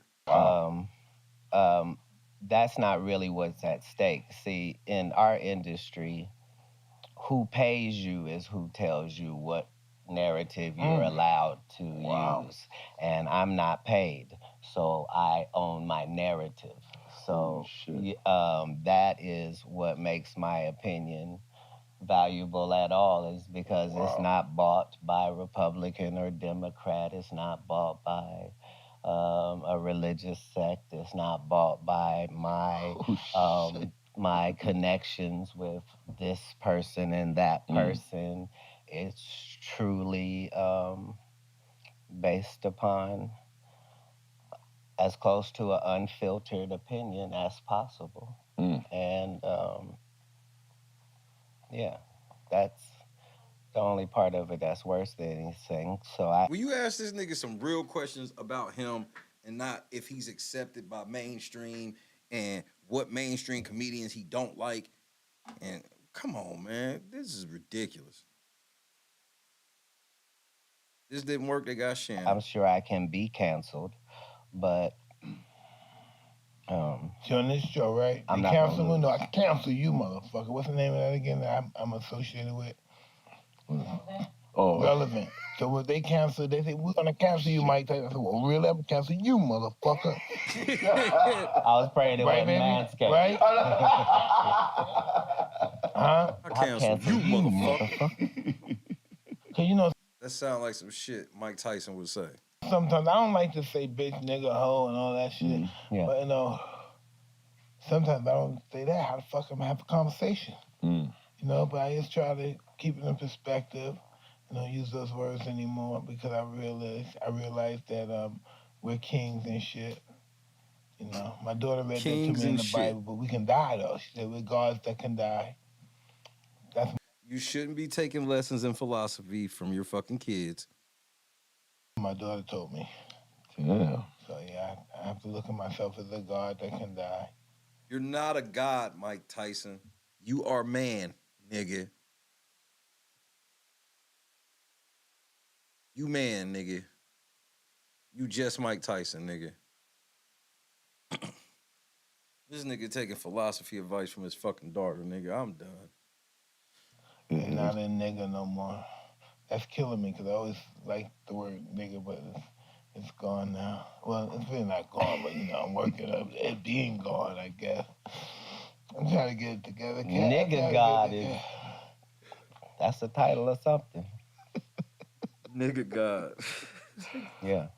Well, I always tell my kids are a little, I don't know my kids. How can I call, what do I say my kids are?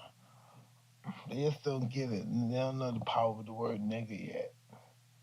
You know, they're privileged. That's the word. They're privileged kids. Yeah. Mike Tyson's kids, yeah, they probably privileged. Right. But Always, you say that like... all the time. I say in the house all the time, nigga, and he's a golf player, right? So while he's hitting the golf, I say, you stupid fucking nigga! I said, you gotta be prepared, because people gonna say that. Right? Now, come on, Kat. You're absolutely stop correct. That bullshit, on Meghan Markle's show, Meghan Markle said her and her mom was in the car, and the lady got out. Her mom honked the horn, and the lady got out and said to her mom, "Nigga," and I'm at home going, "No, Megan, she was talking to you too." That's good parenting. That's good parenting. Listen, Yeah, I always put the word. I say it all day, nigga, because they don't know the power of that word one day. Right. They laugh at me. They think I'm a fucking primitive nigga in my house. They read books, Tolstoy, and all that shit. I don't know. I read all that shit in prison. Wow. Looks Katt be giving these niggas when they be saying this outlandish ass shit. They reading books I used to read when I was in prison. What? They think I am. You know, all that shit, Ayn Rand and all that bullshit.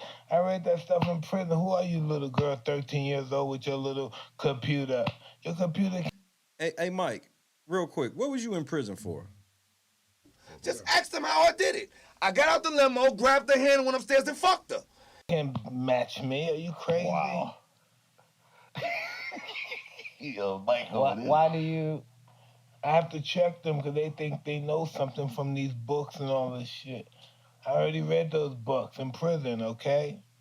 Yeah, but you gave them this greater experience. They got no competition. I gotta push them. Yes, without question. Why y'all turn the nigga mic off? Yeah, well, that's what makes you the sensei in the conversation.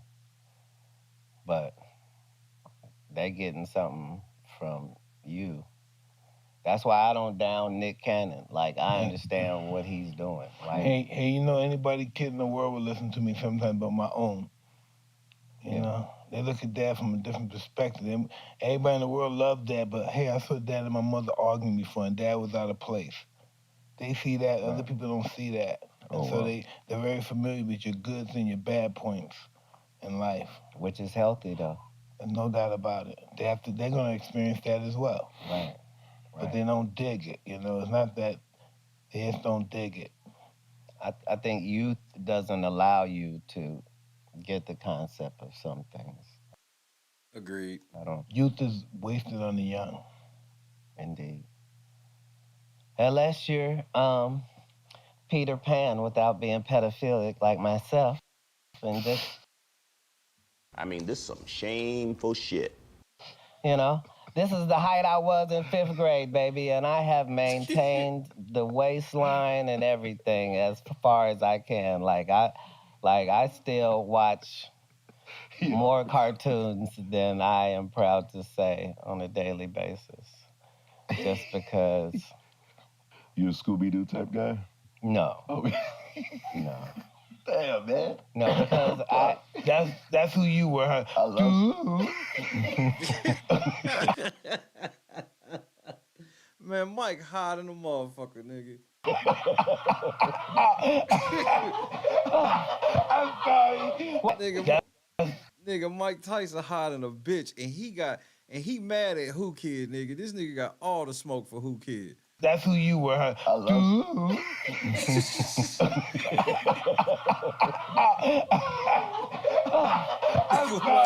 Why you let Mike shame you about your pleasant childhood? Oh, fuck. You eating cereal? I'm sorry.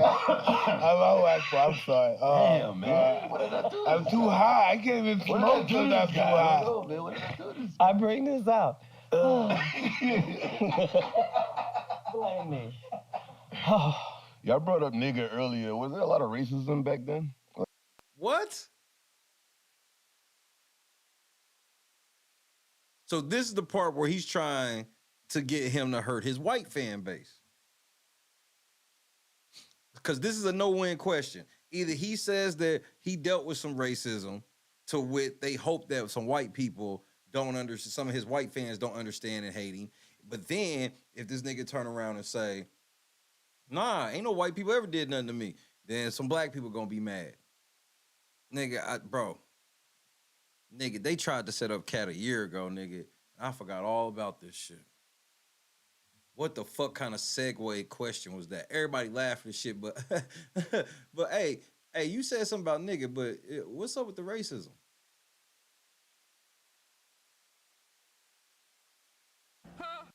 I bring this out.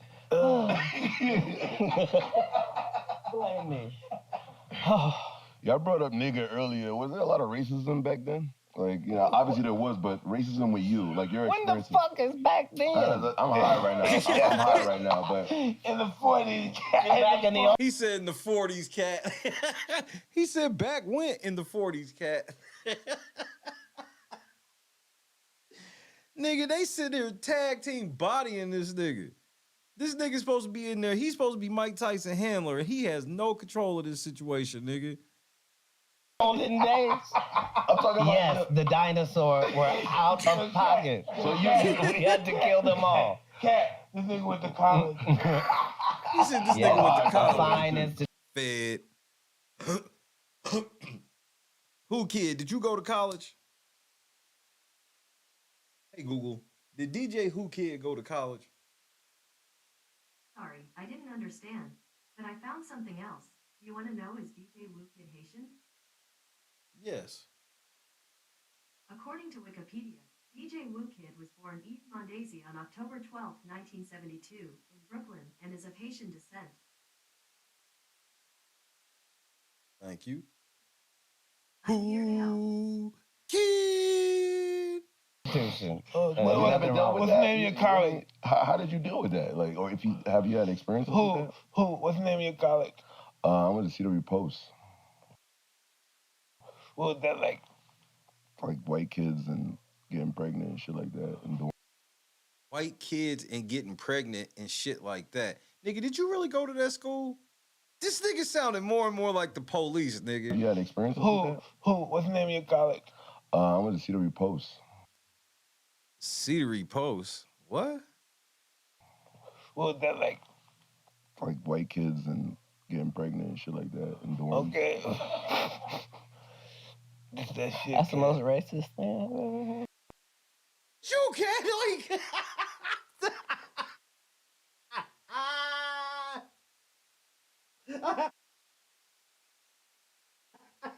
This nigga looked over at Mike like, I'm putting that on the soundboard, nigga. That is the most racist thing I have ever heard. This nigga said it was just white bitches getting pregnant. Nigga, what?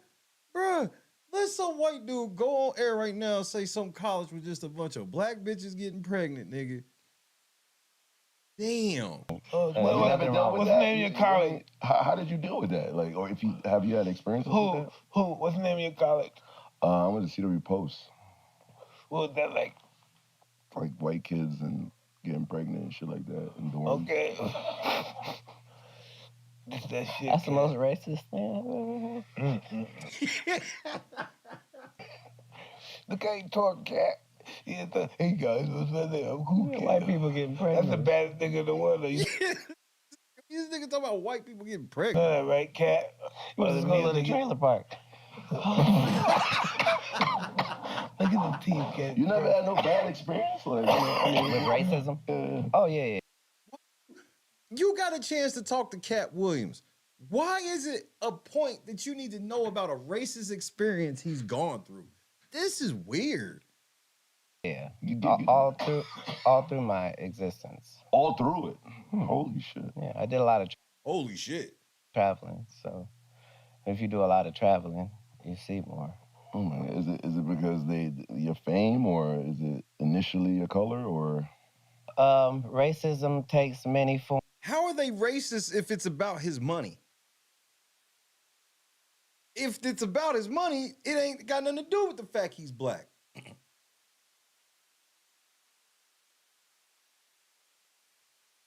Okay. It's judicial system. It's a right. It's an offshoot of jealousy, and so that's something that's prevalent around the world, and in America, it just happens to be very out there. But even in Georgia to this day, I'm saying a guy like Herschel Walker barely lost an election. Wow. So that goes to show you what type of black people they like there. What they like, that's a represent. Like, we would never do that to white people. We would never like let a obviously slow and concussed person like I can't believe literally be slow and concussed person. You got votes. You wouldn't trust Say this what? guy with a sharp lawnmower, and you're saying, hey, maybe we should put him in a place where he makes decisions for all of us. Hey, listen, it's funny, but he almost won. That's the point. And he's It's going to not win if about he that. keeps... The winner barely beat this guy. And listen, yes. And listen, and from being a football... Post cereal, like post Raisin Bran. 2 scoops of raisins in every box. Flying ass bitches. 7 raisins. Playing and know what it's like to lose and coming back stronger, he might win next time. I know, listen, I know sometimes we wanted to be somewhere, but you can't beat that spirit. Right. And that's what they were voting for. Yeah, nigga. Listen, it's just the way the world is. Herschel said this erection is for the people. What, erection? And at home, I was like, my erection as well. Erection? I'm a little more... Yes, he did say erection when Herschel Walker said erection. Erection or injection? He said erection or injection? No, he said erection. Or election or something, right? Erection. The truth sometimes just comes out. Oh my God, man. Okay, listen, this is bullshit. Hey, listen, check this out, Dig.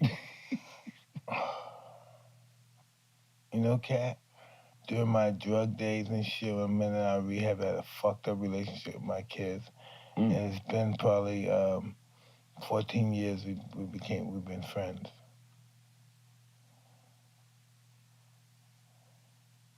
You know, even though it's some up and down sometimes with my oldest son and my oldest daughter, but we can reach out, we can talk to each other, we still love each other.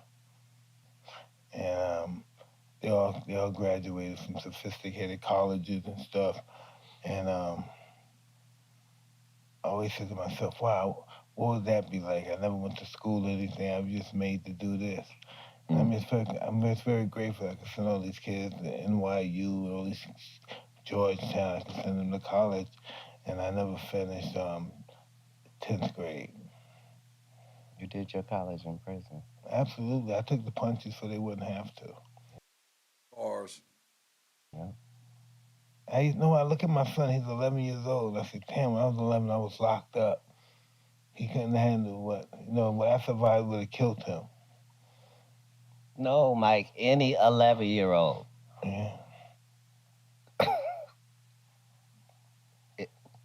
Yeah, no 11-year-old is supposed to be where, that's how you're in this position. Peep game. Bitch. This nigga's like, what are you talking about, Mike? Bird was happening. Like, what are you talking about? Game. When I went there, scared, and then when I got in the chow hall, I seen all my friends there. Yo, Mike. So I always went there. I got locked up all the time. Wow. I didn't worry about nobody beating me up or doing anything because all my boys were there. I thought they moved or something. I didn't know they were in there. So that just became, I got institutionalized very young. You know, so I never had to worry about nobody bothering me. My people living in my building were locked up with me. It was just, I was that guy, you know what I mean? Everybody always protected me. I was just lucky. All my friends died of AIDS, suicide, murder. You know, and most of my friends that came out, they got 40 years, 30 years. You know what I mean? It's crazy. And they're only 40. They're only 55. And I said, how do people come back from that without a support system? You know, it's not enough organizations that have support systems. And they call these guys, you know, they're repeat offenders, but they have no support system. Of course they're going to repeat their crime. Yeah, humans adapt to the environment and whatever that environment entails, and that's what it entails. It's not always. Now, that's the thing that humans are comfortable doing. Humans are more comfortable doing that. Humans are more comfortable adapting because adapting is an easier way to get desired results sometimes instead of the true results you really want. It's easier this way.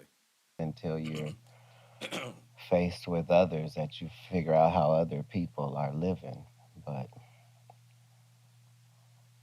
that's what makes the greatest individualists are the people who've had to adapt to things that are beyond comprehension. You go to the children's hospitals, like, it's almost too much. You know what I mean? Like, because you know there's all these diseases in the world and all these crippling things, but the fact that there's just all of these kids in the world that are going through these growing things. Yo, Mike, you know he's such a angelic human being, man. How many kids have you adopted so far? So they're all grown. So They're all grown now, it's huh? not that I'm a grandfather. Wow. They still asking him about this shit. And he a grandfather. And they're like, what about them kids you adopted? Nigga, they're grown. Yeah. I'm waiting for that moment. Oh, it's magical. I'm waiting for that moment. It is magical. I got 4 granddaughters, so having raised sons and daughters, you love different things about the relationships going either way, but the grandkids is just such an overwhelming blessing that that's why I was saying I understand Nick Cannon's whole Tell me about thing. Nick. What's Nick's philosophy? Well, I'm saying he's getting a lot of flack from people, you know, just because he has 10 or 11 children. But I'm saying we all know rich guys that die with 10 or 11 cars. I don't think that's really the same thing. And Listen, if after my wife they didn't dead, clip 10 me, or 11 I cars would don't have do tons nothing. of kids. I like kids. I would have tons of kids. Yeah, absolutely. And he already saw death. And when you see when death, you see that, it's over. you only concerned about your legacy after a death experience, you know? You really just understand that I've already reached these milestones here. What about 50 years from now? Where's my name coming from? And, you know. Tell me it's a about your good thing. name. What about it? Tell me about your. When you think of Katt Williams, what do you think about? Well, you have to be a little more you specific. analyzing. I'm talking about I you don't like analyzing him. yourself. You analyzing yourself. Yeah, I'm not his biggest fan. So that's what keeps the whole mechanism going. Is I like a lot of people, but he is as honest a voice as he can present in the craft that he's in, and as a person, he's one of God's friends down here, which is about the highest compliment you could get. But other than that, I don't know. I value everybody's opinion of me, even if it's the people that don't like me. And to be honest, especially them. Like, I really value what they have to say, just because I know the consequences of crossing me and the things that could possibly. Yeah, this nigga like, yeah. Yeah, come on, nigga. Yeah, come down this road. Possibly happen. So I'm not eager for anybody to catch it. That's a little responsibility. That's my new thing. You know, Mike, you know he used to freestyle and go crazy back in the days on mixtapes. Tell me about that, Kat. You used to rap too? Can you rap for? Yeah, Can you rap for us, brother? Hosting my mixtape back in the days. What did you do in the He never mixtape? What did you said- say in the mix? Well, again, this was back in the olden days. So back then, 82? Back then, freestyles had to really be not written. And the way that you showed that you were freestyling was by utilizing the things that were in this circumference of all of us. Yeah. You know what I mean? So it would include that guy's shirt and that guy's shirt and her hat and his shoes. You know who can do that real well? LL Cool J does that real well. He sees the whole room and comment on it. You don't even He's know. that era. You don't even Jennifer, know he what's noticed you. What? Leah, what's happening? I mean, you had a short. I think you were with Dipset, a little signing. Did you really sign with them, or was that like a camera on and on them? Because you used to have like the Dipset shirts. Hey, easy with that little. Yeah. Yeah, I have no track record. Like you know, with Cameron on them. I mean, you had a short, I think you were with Dipset, a little signing. Did you really sign with them, or was that like, you know, with Cameron on them? Because you used to have like the Dipset shirts. Hey, easy with that little. Yeah, I have no track record of anything like that. Oh, wow. So I want to hear you spit. I want to see you punch him.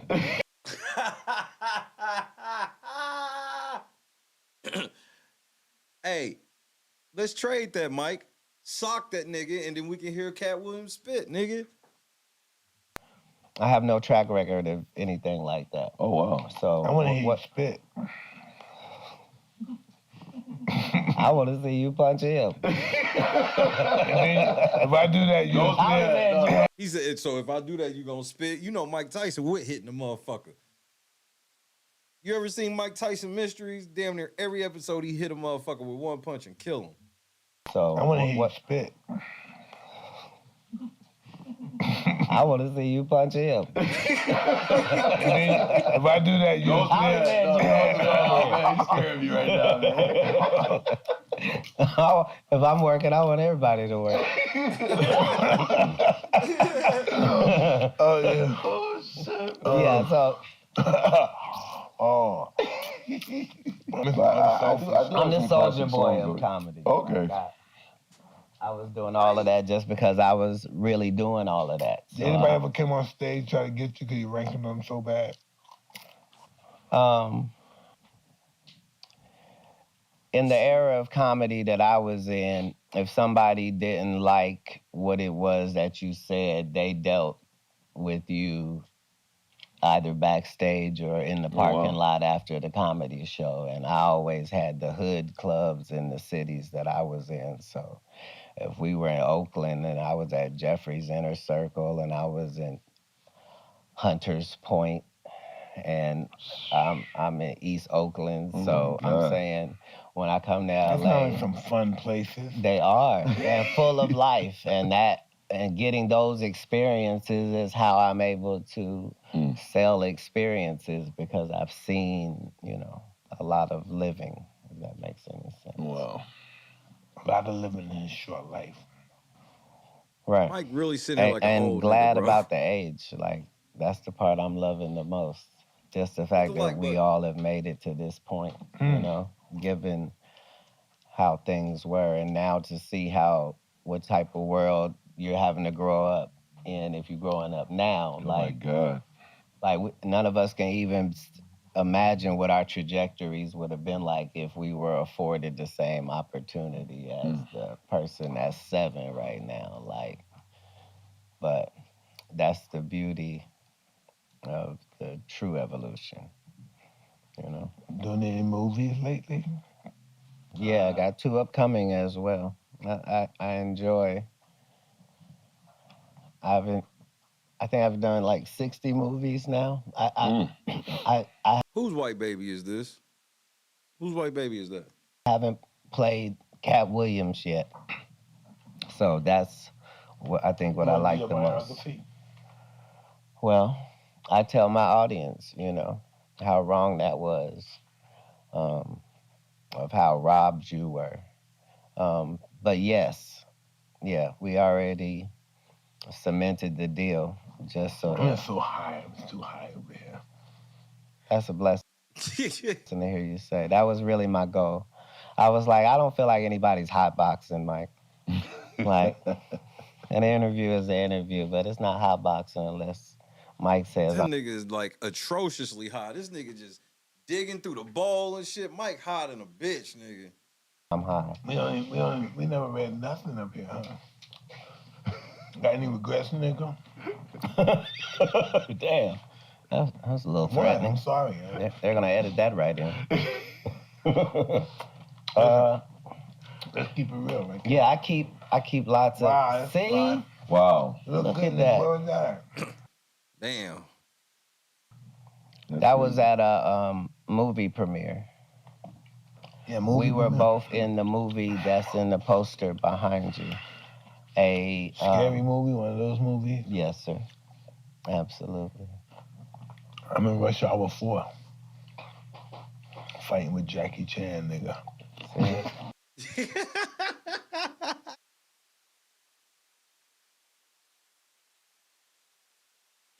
Hey, nigga, Mike hot than a bitch, nigga. Those movies? Yes, sir. Absolutely. I'm in Rush Hour 4. Fighting with Jackie Chan, nigga. That nigga said I'm in Rush Hour 4 fighting with Jackie Chan, nigga. That's what I like about you. Like, in Hollywood, I just measure you by when I hear your name attached to something, how does that make me feel? So, like, even when you did the work on Adult Swim, like, it was so brilliant. Like, yeah, so I'm a fan of that whole Mike Tyson's Mysteries side of things. I mean, Mike in a cartoon, you made my day with that shit. Yeah, for real, nigga. Have you seen? Yeah, I interviewed him about it. It was crazy. My God. I'm saying, in the animation world, Bro, I'm telling you, it's some of the funniest shit you ever seen. It's basically like him and his daughter basically got run a mystery company, but Mike Tyson's stupid as shit, nigga. And then this nigga, he always accidentally punches somebody in the face, and if he punches him, nigga, somebody will come back 5 minutes later like, yeah, so-and-so died.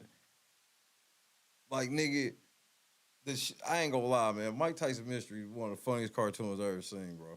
Just to have a project that, like, really doesn't borrow from any set of plays, like it really runs a whole Wildcat. I was telling my wife we should tell my story in cartoon. Wow. See how you drop gems? I wonder right here who's Mike gonna be Tyson's life story in a cartoon. It only seems right. Welcome to the Terror Dome. It seems like the legacy of Mike Tyson should just be with an animated version. I have to give him that. What's happening, T? First person to do what he just said. That was brilliant. Are you gonna do it? Yeah. You know, me and my wife is a genius. She just knows this shit. Just knows. Is she light skinned? Yeah. Oh, excuse me. Yeah, my wife is great. Yeah, I remember. Yo, classic right there. Yeah. Is there gonna be like another more like cartoon type shit coming up too, or I mean, your voice is like super popular. Great question. Like Final. Yeah. I have a pretty sizable animation resume going all the way to Grand Theft Auto, but what you saying? I'm a fan Grand of Theft. it. What you say? What you say? Oh, Nigga, so that nigga did like 3 or 4 stand-ups at the comedy club. I had forgot about that shit. That shit popped up in my feed the other day. I had forgot all about that shit too. He would do the hustling bit. Hustling, the shit he stole from JB. He do that shit in the game. Who Kid wish he knew that shit. Shannon Sharp wish he knew that shit. They wish they knew that shit about the joke. Man, it's like, fuck, I could have ended Katt.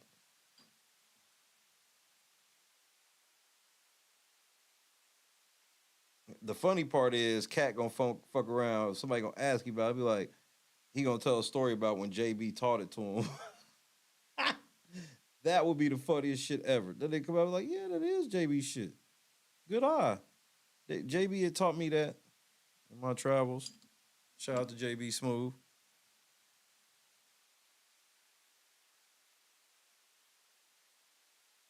He Mike Tyson. Them bowls are endless. How you the great Mike Tyson and you got a limit on your snacks? Y'all act like I can't whoop. Just because I don't hit as hard as I used to don't mean that I still don't hit hard enough to kill you. Oh, I still hit hard enough to kill you. Don't get that shit twisted. You could die tonight. Get these snacks filled. I got to have a comedy club in the city, and you know, I'm available on your radio when you're enjoying that experience, and they can come to the comedy club, and I perform, and No. yeah, this was. I want to know what you said. What was the cartoon again? Oh no! This is a video game. This is a video game. Yeah, this is The Grand Theft Auto. cartoon you asked about what did you was say? Boondocks. Well, what did you say in Grand Theft Auto? That's what I wanted to say. You used your voice, right? Yeah, I was there for days. What did you say? Beat. 48 hours worth of shit. Really? Right. I did a whole comedy set. And then I did different things for the radio station.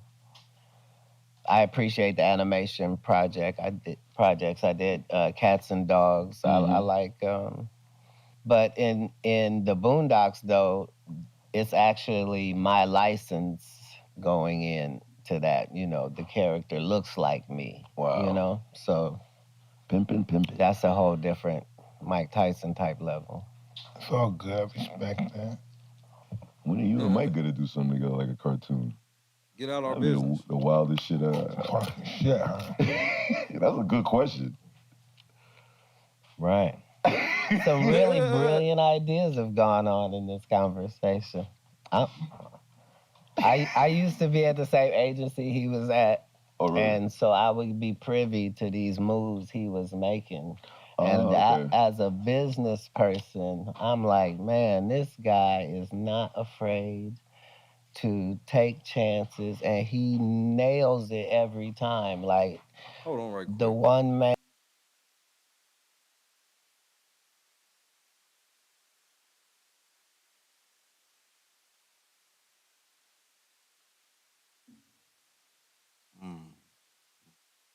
I'm back. And show to the. That one man show. Listen, that has nothing to do with me. I'm not smart enough to navigate that. It's all, you know, it's the universe. That's part of the brilliance. The only people that know anything know how much they don't know. Other than that, there's no flex. So check it out. Where you live at now? What? I'm still in the United States. I'm Have you ever Yeah, like what the fuck? Nigga said, yeah, I'm still in the United States. Like that basically would have been my answer. Like, come on, Mike, with these police ass questions. Where you stay at now? Can I get your ID right quick?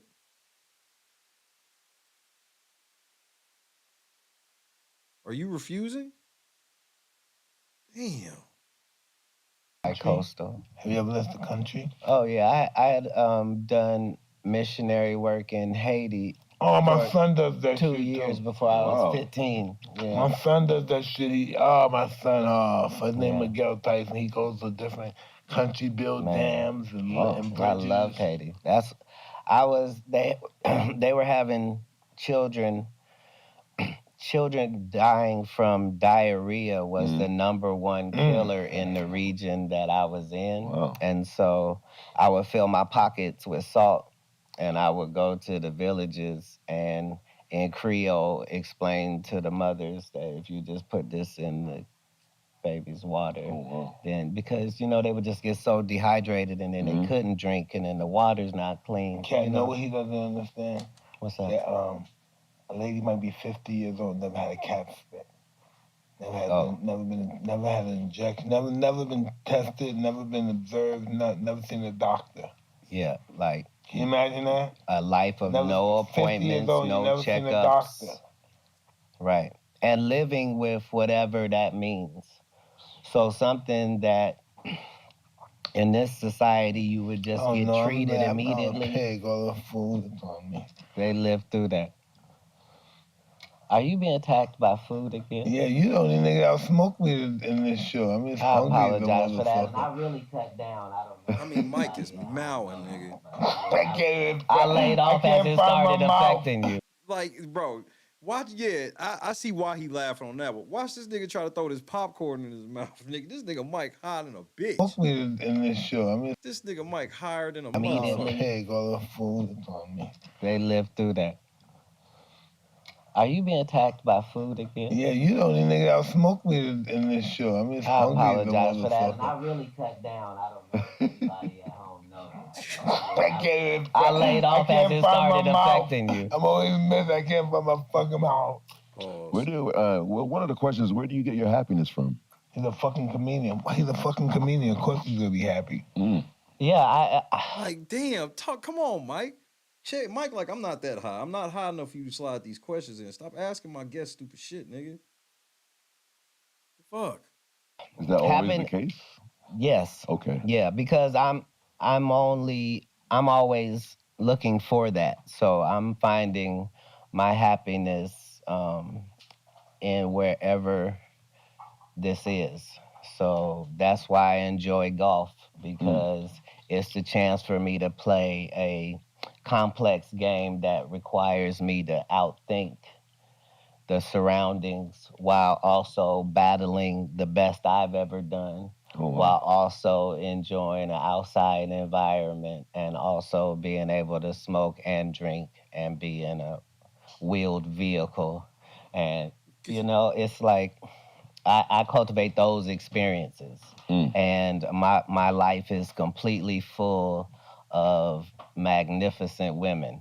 And Tell me more about the women now. yeah, wherever there's a place where a man is, I have found that if you can get him out the way and put a woman in there, it makes things better. And so I don't really have a problem with happiness at all, because that's how I go every day. Things can happen that disrupt the happiness, of course. I'm only partially human. So how do you think women should live? Partially. How do you think women should live in society? What? Should they be control over their body? What?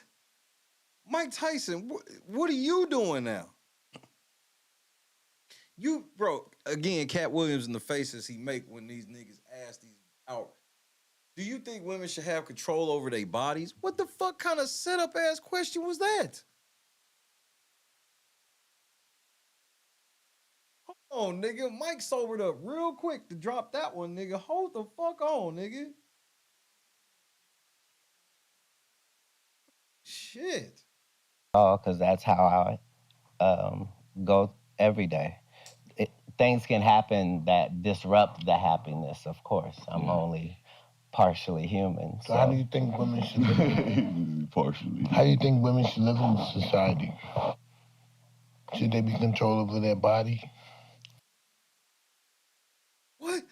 Why would Mike? I miss what just happened here. These niggas just took a wild ass left turn out of nowhere, nigga. You should let the government tell them what to do with their body. I'm just curious. I'm just putting it out there, you know. I just want to know how you think about political shit. I allow myself to have political opinions, but I don't really have any allowances in my life to make any suggestions or critiques on women, period. And unfortunately, I thought everybody agreed that women were already supposed to have all of their rights and didn't have to consult with anybody about anything that pertains solely to them, because they're the only life bearers on the planet. We get here. Like, nigga, somebody told Mike to say that. I don't give a fuck what you say, nigga. Preach. So how did they get outranked in anybody's civilization is beyond me. But I'm just saying that the law says differently right now. So I don't. I'm just saying I don't even know why I asked you that fucking question. I think you saw it on a Because somebody told you to. screen somewhere. This nigga gonna turn around and say, I don't even know why I asked that question. Exactly. And decided to work with the enemy and trip me up. I'm sure that. The fuck was talking about? Oh my God. What's your next stand-up special? You want to shout that out for 2023? Something big you planning? Yeah, that's not in the future at all. So that's literally the end of this month, December. Katt, where you know that nigga is from a here? new year. You know, He seems to be a fascinating individual. I don't Yeah, call that nigga out. think he's old enough for me to know you him. see how he speaks? I'm fucked up by his fucking diction. What am I saying? Right. Should I ask him some questions and find out his story? So, who are you, nigga? Where do you know Mike Tyson from? Wow. From radio? AKA, I don't know him, but I worked at Sirius Radio, and the higher up said, you gonna work with Mike Tyson, and I said, bet. When I first interviewed him, we locked in. So organic, and we just became friends. And I used to DJ for 50 Cent. I was working at Shade 4-5. Why ain't you mentioning none of that? Kid! came back a few times, and we just been friends ever You didn't since. interview me when I was locked up, you said? No, not when you were locked up, right? When you did radio. Your first interview was the cartoon he was talking about. And after that, we just been homies. You a motherfucking lie, y'all ain't been homies. Tyson don't remember none of that shit. Tyson like, yeah, I came in one day and they told me he was gonna be working with me.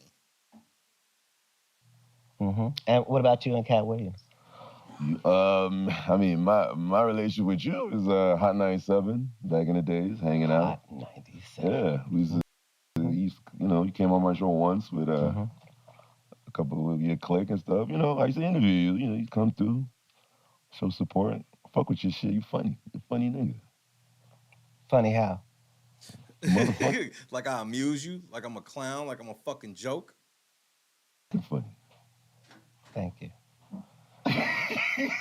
That was a Joe Pesci nod. I was getting a little urban, man. Yeah. You didn't realize he was doing Joe Pesci, you idiot?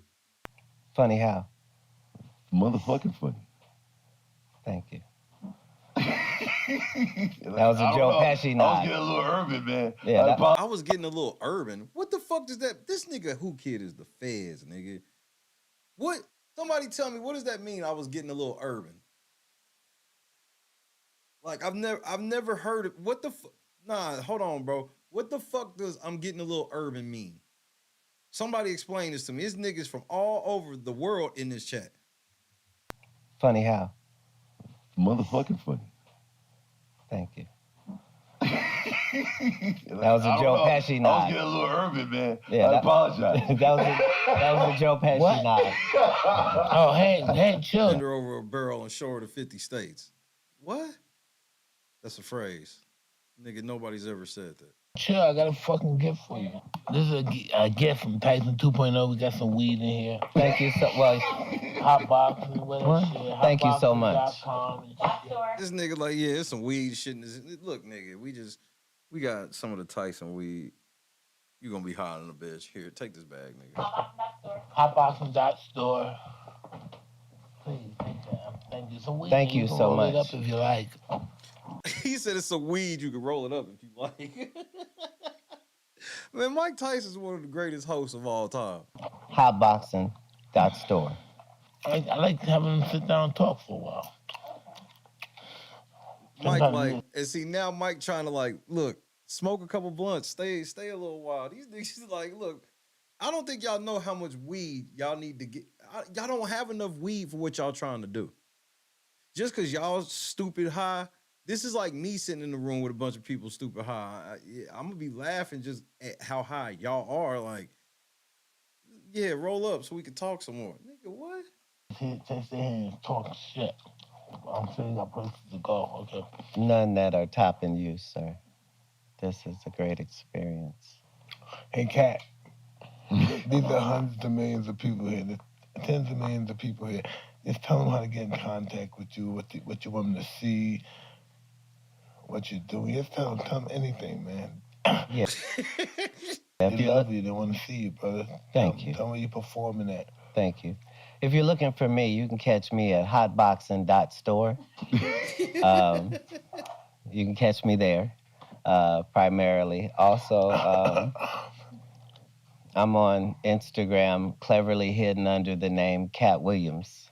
That's right, K-A-T-T Williams. And got a great tour. We'll be there in Los Angeles for New You're in Year's. Los Angeles And performing? Ontario, yes, sir. So it's good to be here. And the weather here is the same as on the East Coast. So how crazy is that? Same temperature here as New York City. You'll get fucking hot.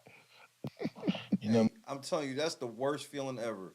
Is to come from out east to get out west, and when you out there, it's cold. It's the worst shit ever. me and my wife was having a private, it's a moment. We're both crying about something. It's an intimate moment with your wife. And then next you know, our neighbor calls, hey, they okay? Are we going to get that boat for St. Bart's? Hey, what about James? I said, what the fuck? I forgot I got that part of my life, too. Shit. Me and my wife hugging.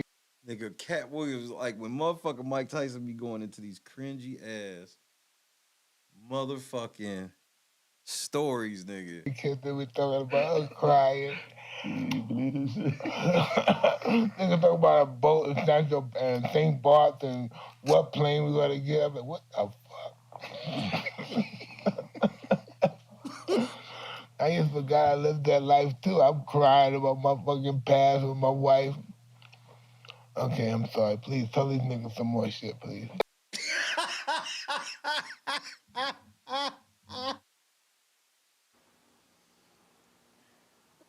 My name is Jeff. This nigga Mike higher than a this nigga Mike higher than a motherfucker, nigga. I just forgot I lived that life too. I'm crying about my fucking past with my wife. Okay, I'm sorry. Please tell these niggas some more shit, please. Thank you, guys. So, wait, hold on, Okay, nigga. this is the end of another episode. Nigga. Half an hour ago, Mike said he don't use nigga. And since him say he don't use nigga, he has went on to use nigga 718 times since then, nigga.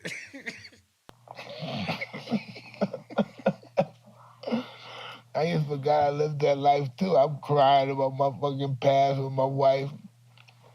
Okay, I'm sorry. Please tell these niggas some more shit, please. Thank you, guys. Okay, this is the end of another episode of Hot Boxing.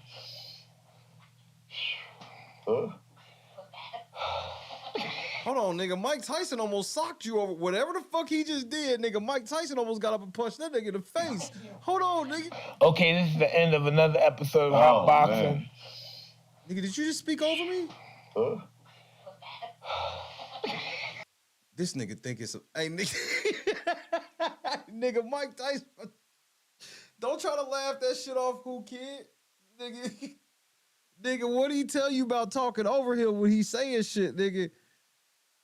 Hey, nigga, Mike stopped in his tracks like, hey, nigga, do you want your ass? And look at Katt like, hey, nigga, you about to get beat up, nigga. You about to get hit. So Mike Tyson is about to hit you. Well, Mike looks like I'm about to be spitting. Okay, this is the end of another episode of Hot Boxing.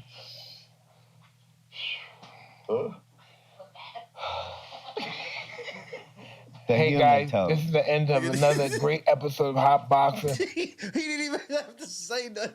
This nigga like, nigga, I know you not. I don't give a fuck how high you are, nigga. When I'm doing my motherfucking outro, nigga, you shut the fuck up, you weak ass nigga.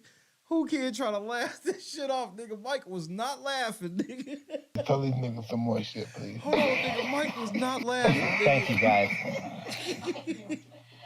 Okay, this is the end of another episode of Hot Boxing.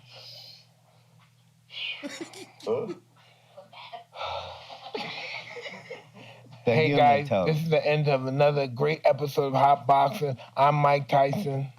Who cares? And we'd like to thank Katt Williams for, blessing us with your presence. Thank you, sir. I appreciate Thank you very much. Thank you. Have much respect for you, brother. Likewise. Nigga, who kid? You the fucking police, nigga. Kid spent this whole motherfucking interview trying to rope Katt Williams into the most dumbest shit ever. These niggas asking this nigga, do he think women should have control of their bodies? Nigga, what the fuck are we sitting here talking about? Hey, so tell me what... Hey, so are there any niggas that you mad making more money than you? That was a real question. That's a real question. Are there any niggas you mad that's making more money? They hire, they getting what you think you should be getting. Like what?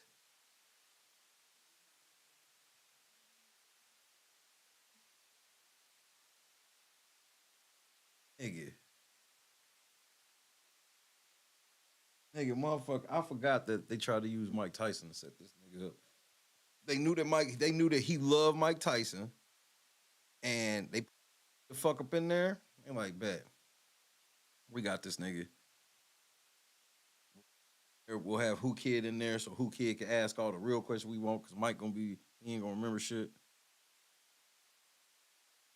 Hold on. Here's the proof why they had Whoo Kid. Hold on. Go back to it. Greatest YouTube commercial in history.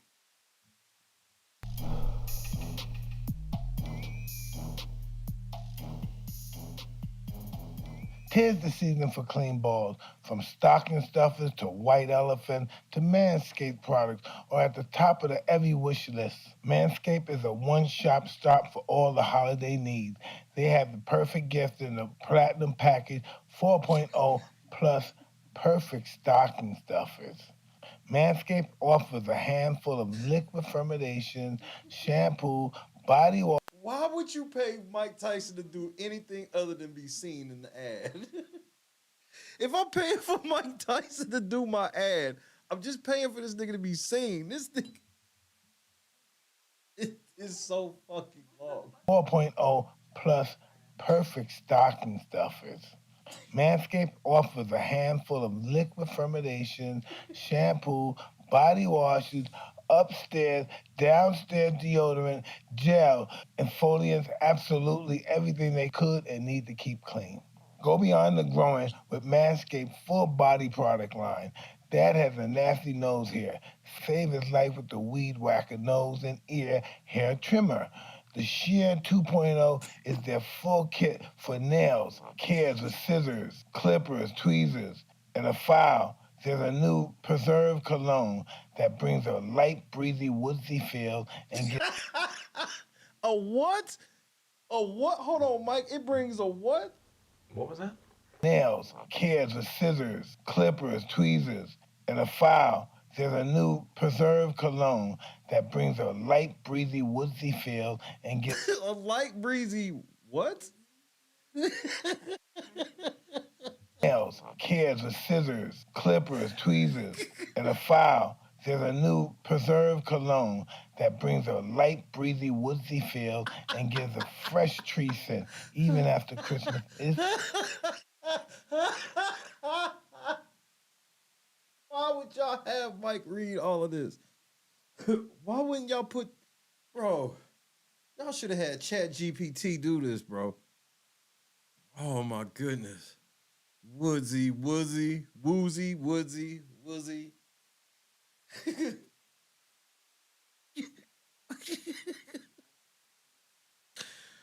Oh shit. One more time for the culture, Mike. And a file. There's a new Preserve cologne that brings a light, breezy, woodsy feel and gives a fresh tree scent even after Christmas is over. Still using a loafer, introducing the body buffer. Lastly, top of the stocking with the Lawn Mower 4.0. The electric razor advanced skin-safe technology is a life changer and known for reducing nicks and cuts on Santa's sack. Save Reducing nicks and cuts on Santa's sack. Yo, the devil's in full effect. 4.0. The electric razor advanced skin-safe technology is a life changer and known for reducing nicks and cuts on Santa's sack. Save 20% off the free shipping by going to manscaped.com/hotbox. That's right, 20% off free shipping by going to manscaped.com/hotboxing.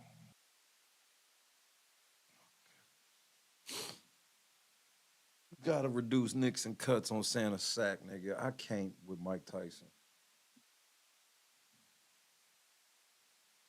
Just when you thought you have seen it all, Nigga, when I was like, nigga, I saw this. I said, because normally, you know, when the YouTube commercial pop up, especially if it's like research time, like I don't have time for that. Like if I'm just watching it and the remote ain't in my hand, I ain't tripping like that. But, nigga, I had the remote in my hand. I was like, wait, y'all having Mike Tyson read this long ass ad? Motherfucker, for what? Iron Mike, nigga. Oh my man, when I tell you you can't make this shit up.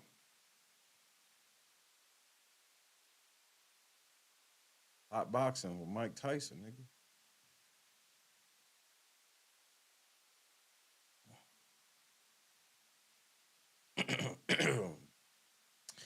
See, Whoo Kid don't if Shannon had Whoo Kid's aggressiveness, because Shannon's just not aggressive because he don't really know how to be an aggressive question ask interviewer, ask interview questions, if you will, however you want to fucking put it.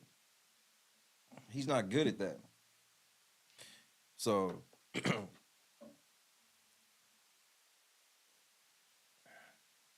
I don't know who y'all really could get, but y'all would really be getting some bottom of the barrel people that y'all be trying to get to, like, try to trap Katt. That should be kind of weird to me. But you know, to each his motherfucking own, right?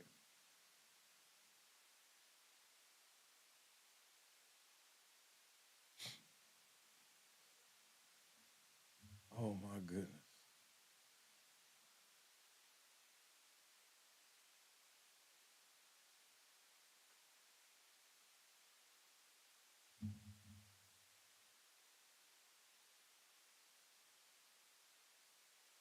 Hey, but real shit, you can reduce the nicks and cuts on Santa's sack. He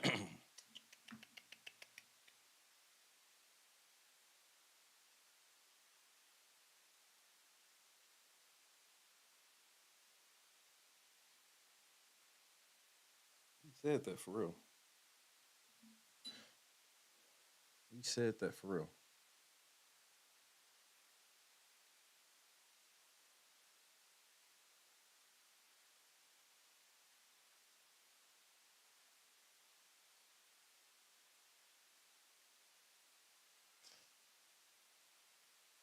So who they gonna try to get this nigga next? I mean, that Dave Chappelle shit, we all know that flopped. Yeah, that might be the best YouTube commercial ever. And the one with him and Whoo Kid is somehow worse. I don't think Mike Tyson liked Whoo Kid at all. He definitely wasn't feeling Whoo Kid interrupted him at the end. He damn near punched Whoo Kid in the face.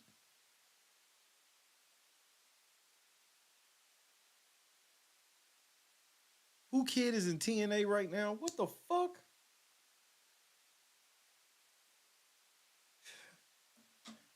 Nigga, Whoo Kid's a plant. That fucking football picture is fake.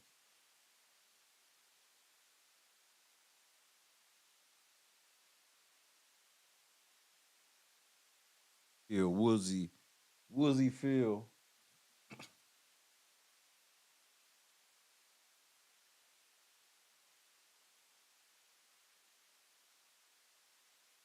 I know people say protect Katt Williams at all costs. Man, he fine. As long as he stay connected with the Lord, he fine. They can't do nothing to him. That's why they just try to force him into moving violations, if you will. They can't do shit else with him.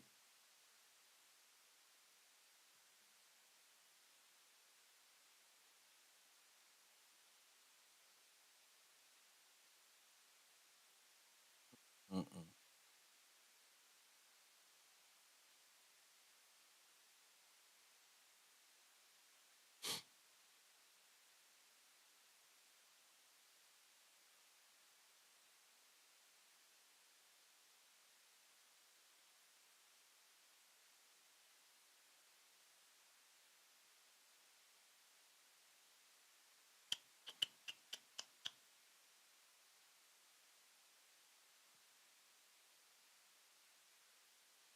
I want to know who, like, has Shannon even done an interview since Katt?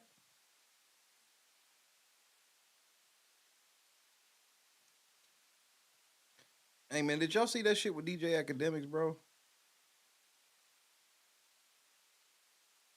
with like one of the niggas that his homie that's a co-host or whatever getting caught on camera at Walmart touching on motherfuckers.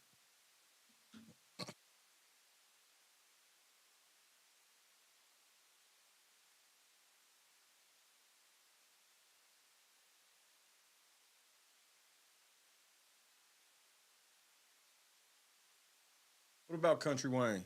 I had what did he say or do? Because I had heard his name mentioned, but I did not. I was doing something and forgot to go back and look. What was he on?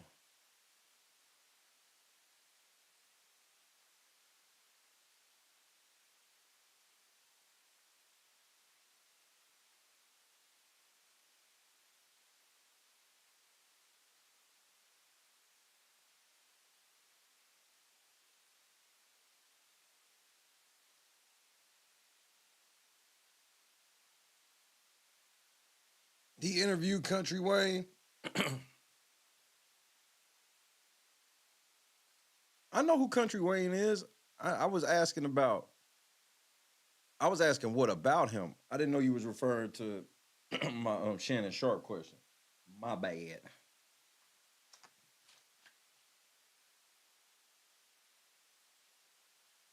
I'm gonna have to check that out. Check that out. Don't Country Wayne got like 50 fucking kids? What's with all these niggas, comedian niggas having like 50 fucking kids? Check it out. Let me see what's up with this shit.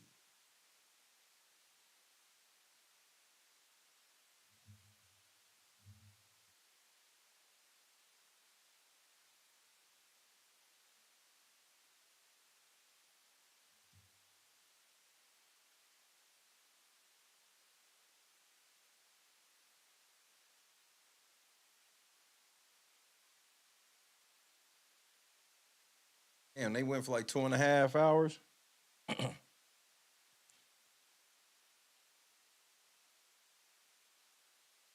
Fuck it. We'll do Country Wayne on Monday.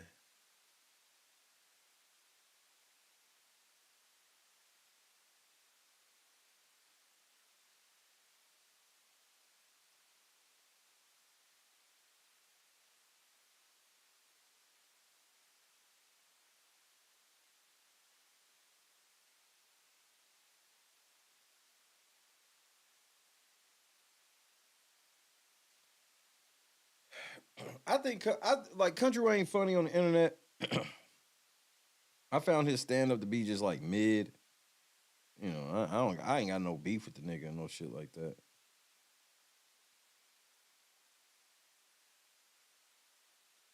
There is a notification for Shay. Appreciate that, cuz.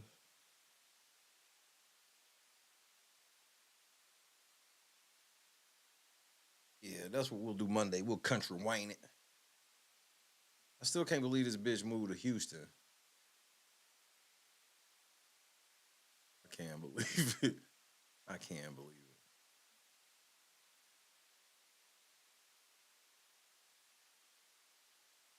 She moved to Houston with 2 weeks worth of Houston money.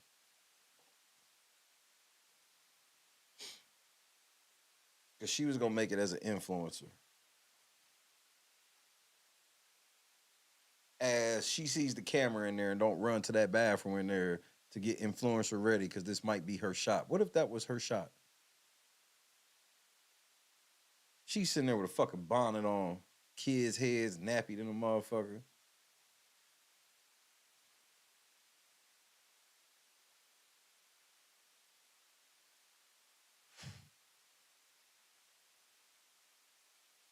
Does she even have a camera? Does she even have an Instagram account? Does she have a Twitter account, Instagram account? She got YouTube. She got Gmail, something. I'm not just assuming she has any of that shit. Do you have internet?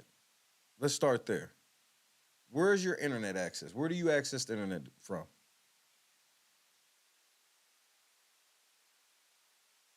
And whoever her people is, y'all need to come get her, bro, and stop. Y'all know something wrong with her, bro. And y'all see them kids is with her, bro. Y'all should have did better raising her.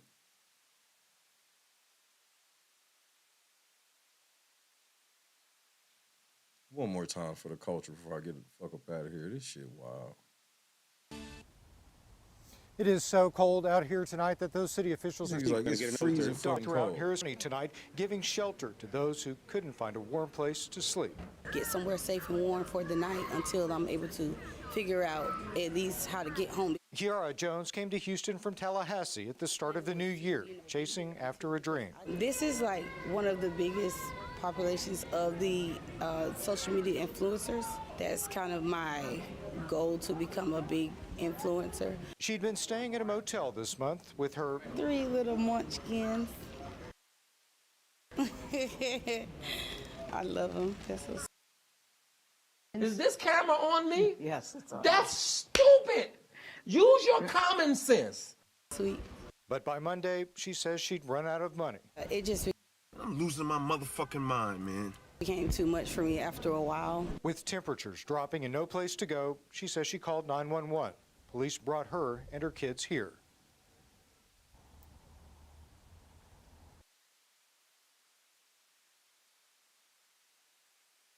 Two weeks. She came at the beginning of the year, which we assuming is the first, which is probably more like the 7th. Well, I don't get what the fuck her plan was. That's the part that's blowing me.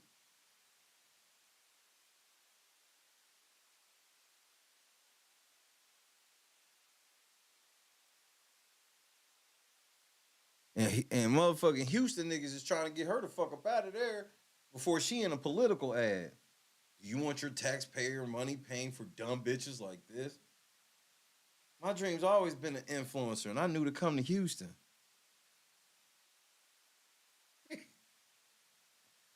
But they gonna have that bitch in a political ad, nigga. Y'all better get her the fuck up out of there.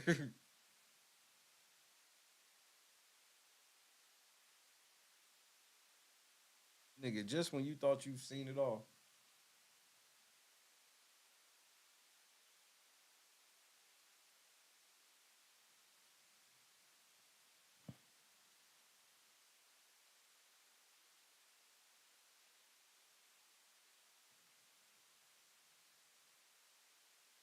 Bro, she didn't even check the weather. Her check, y'all worry about her checking about the border patrol and all that. Nigga, she didn't even check the weather. She didn't even check to see how much money it would cost for them to stay. I'm like, did you, bro, what happened? Did somebody lure you out there and tell you come out there for an influencer job and it didn't work out? Is that what, that had to be what it was. I swear that was basically my whole sentiment, Clea. I was like, I swear I'm not picking on these niggas. Look at this. How can I not admit like this bitch? Oh my goodness, bro. I don't know what she heard about Houston, but I never heard that about Houston, where you just drop everything and move to Houston and make it big. I've never heard this.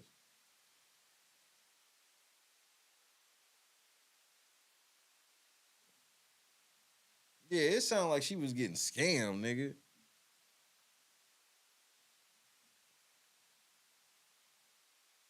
Yeah, this nigga told me that he was gonna make me an influencer, and then he nutted and left. And now we homeless. You're like, what the fuck, bro?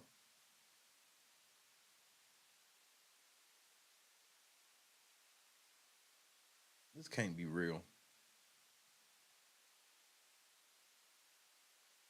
But hey.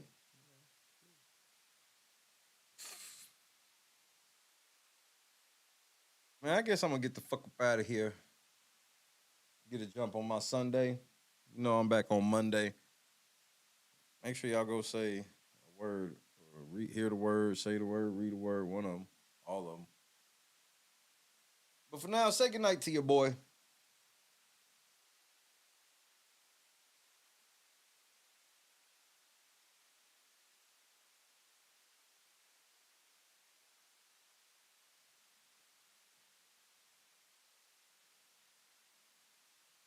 Here's the crazy part. This story wasn't even about her. She was just a footnote about it being cold. The whole thing, look, I'm gonna play the whole thing in its entirety as on my way out. And then you can see how she's just a footnote where they just like, we wasn't even here to report, but we heard this dumb bitch tell her stupid ass story. We had to put her dumb ass on the news. Latasha, Mig, Blessing, Javon, Barksdale. Hey, was there a pay-per-view? There was a pay-per-view today, right? Clee, Chadrick, Boston, Bob, who's gone. Oh, no, Bob's still here. I thought Bob was already gone. Janice. I will not forget to go to church. It will be with a moon. Oh, okay. I thought TNA had something. I was incorrect. Hey, man, I watched this thing about motherfucking Brodus Clay basically running the title and shit in NWA for like a year. It was the funniest shit ever. I'm gonna have to put that link in the group. Rumble next week. I'm with it.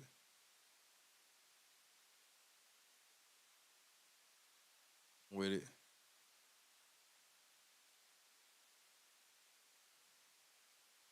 And I got a plan for that one too. I got a plan for some content for that one. I shall not say over the air. Okay, that was last week. Okay. I knew it was something on Saturday. I'm getting there. I'm getting close. I'm getting closer. The darts are at least around the target now. I love y'all to death, man. Lunchbox rules in full effect, man. God is great. Y'all get some rest, man. Happy Sunday. Hit the like button, hit the PayPal Cash App so we get the last $20 goal of the week. I love y'all, man. I'm out of here. Congratulations, Clee Jr. Second place. Y'all some bad motherfuckers, bro.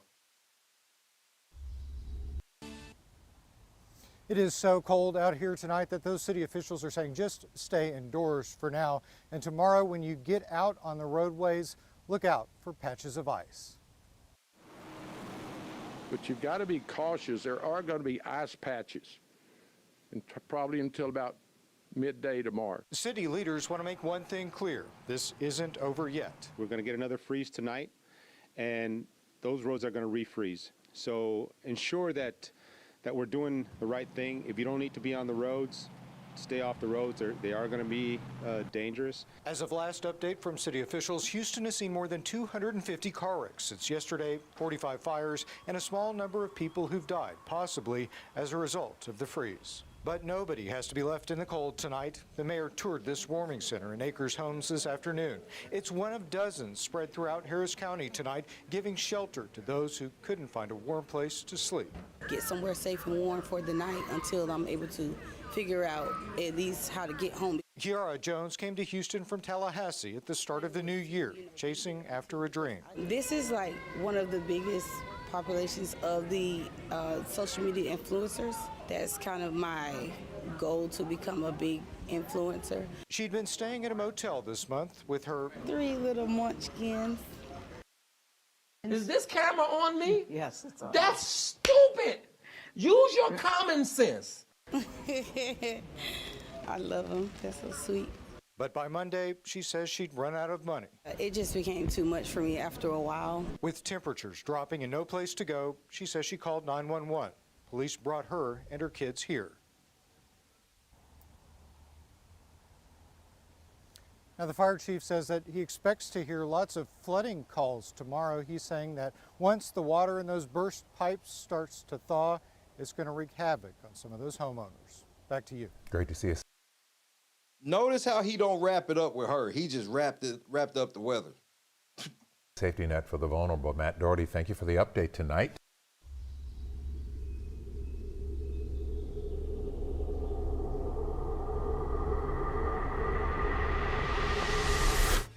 Yo, what's going on, boys? How are you? Yo, dap me up.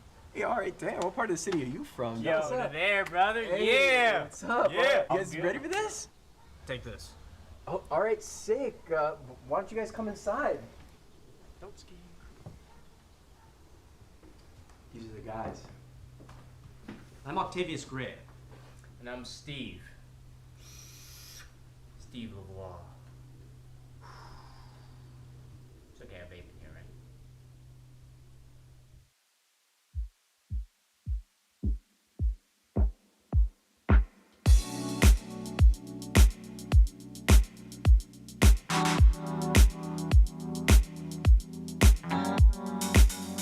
Set the mood right.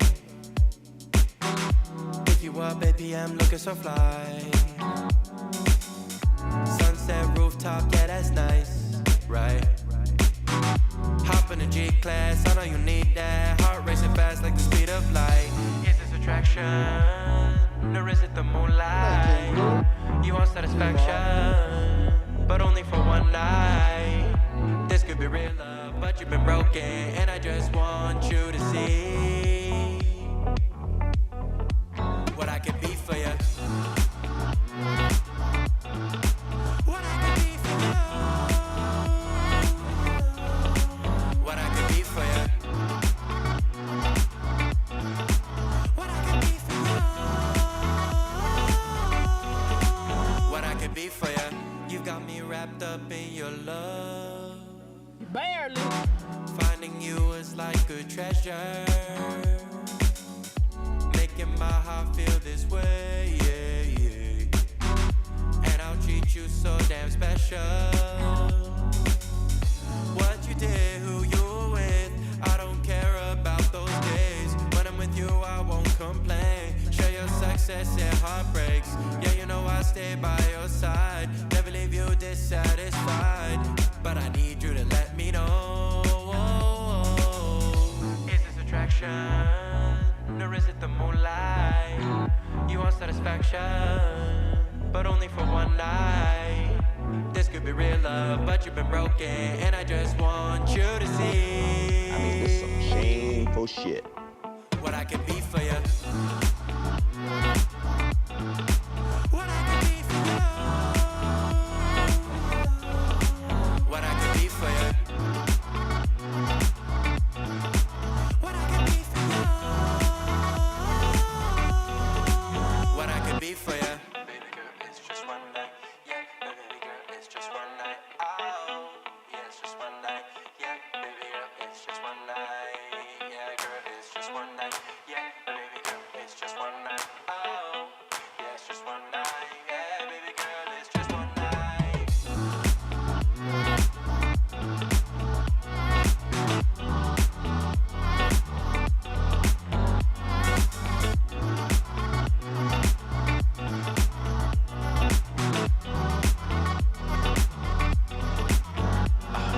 Crushed it.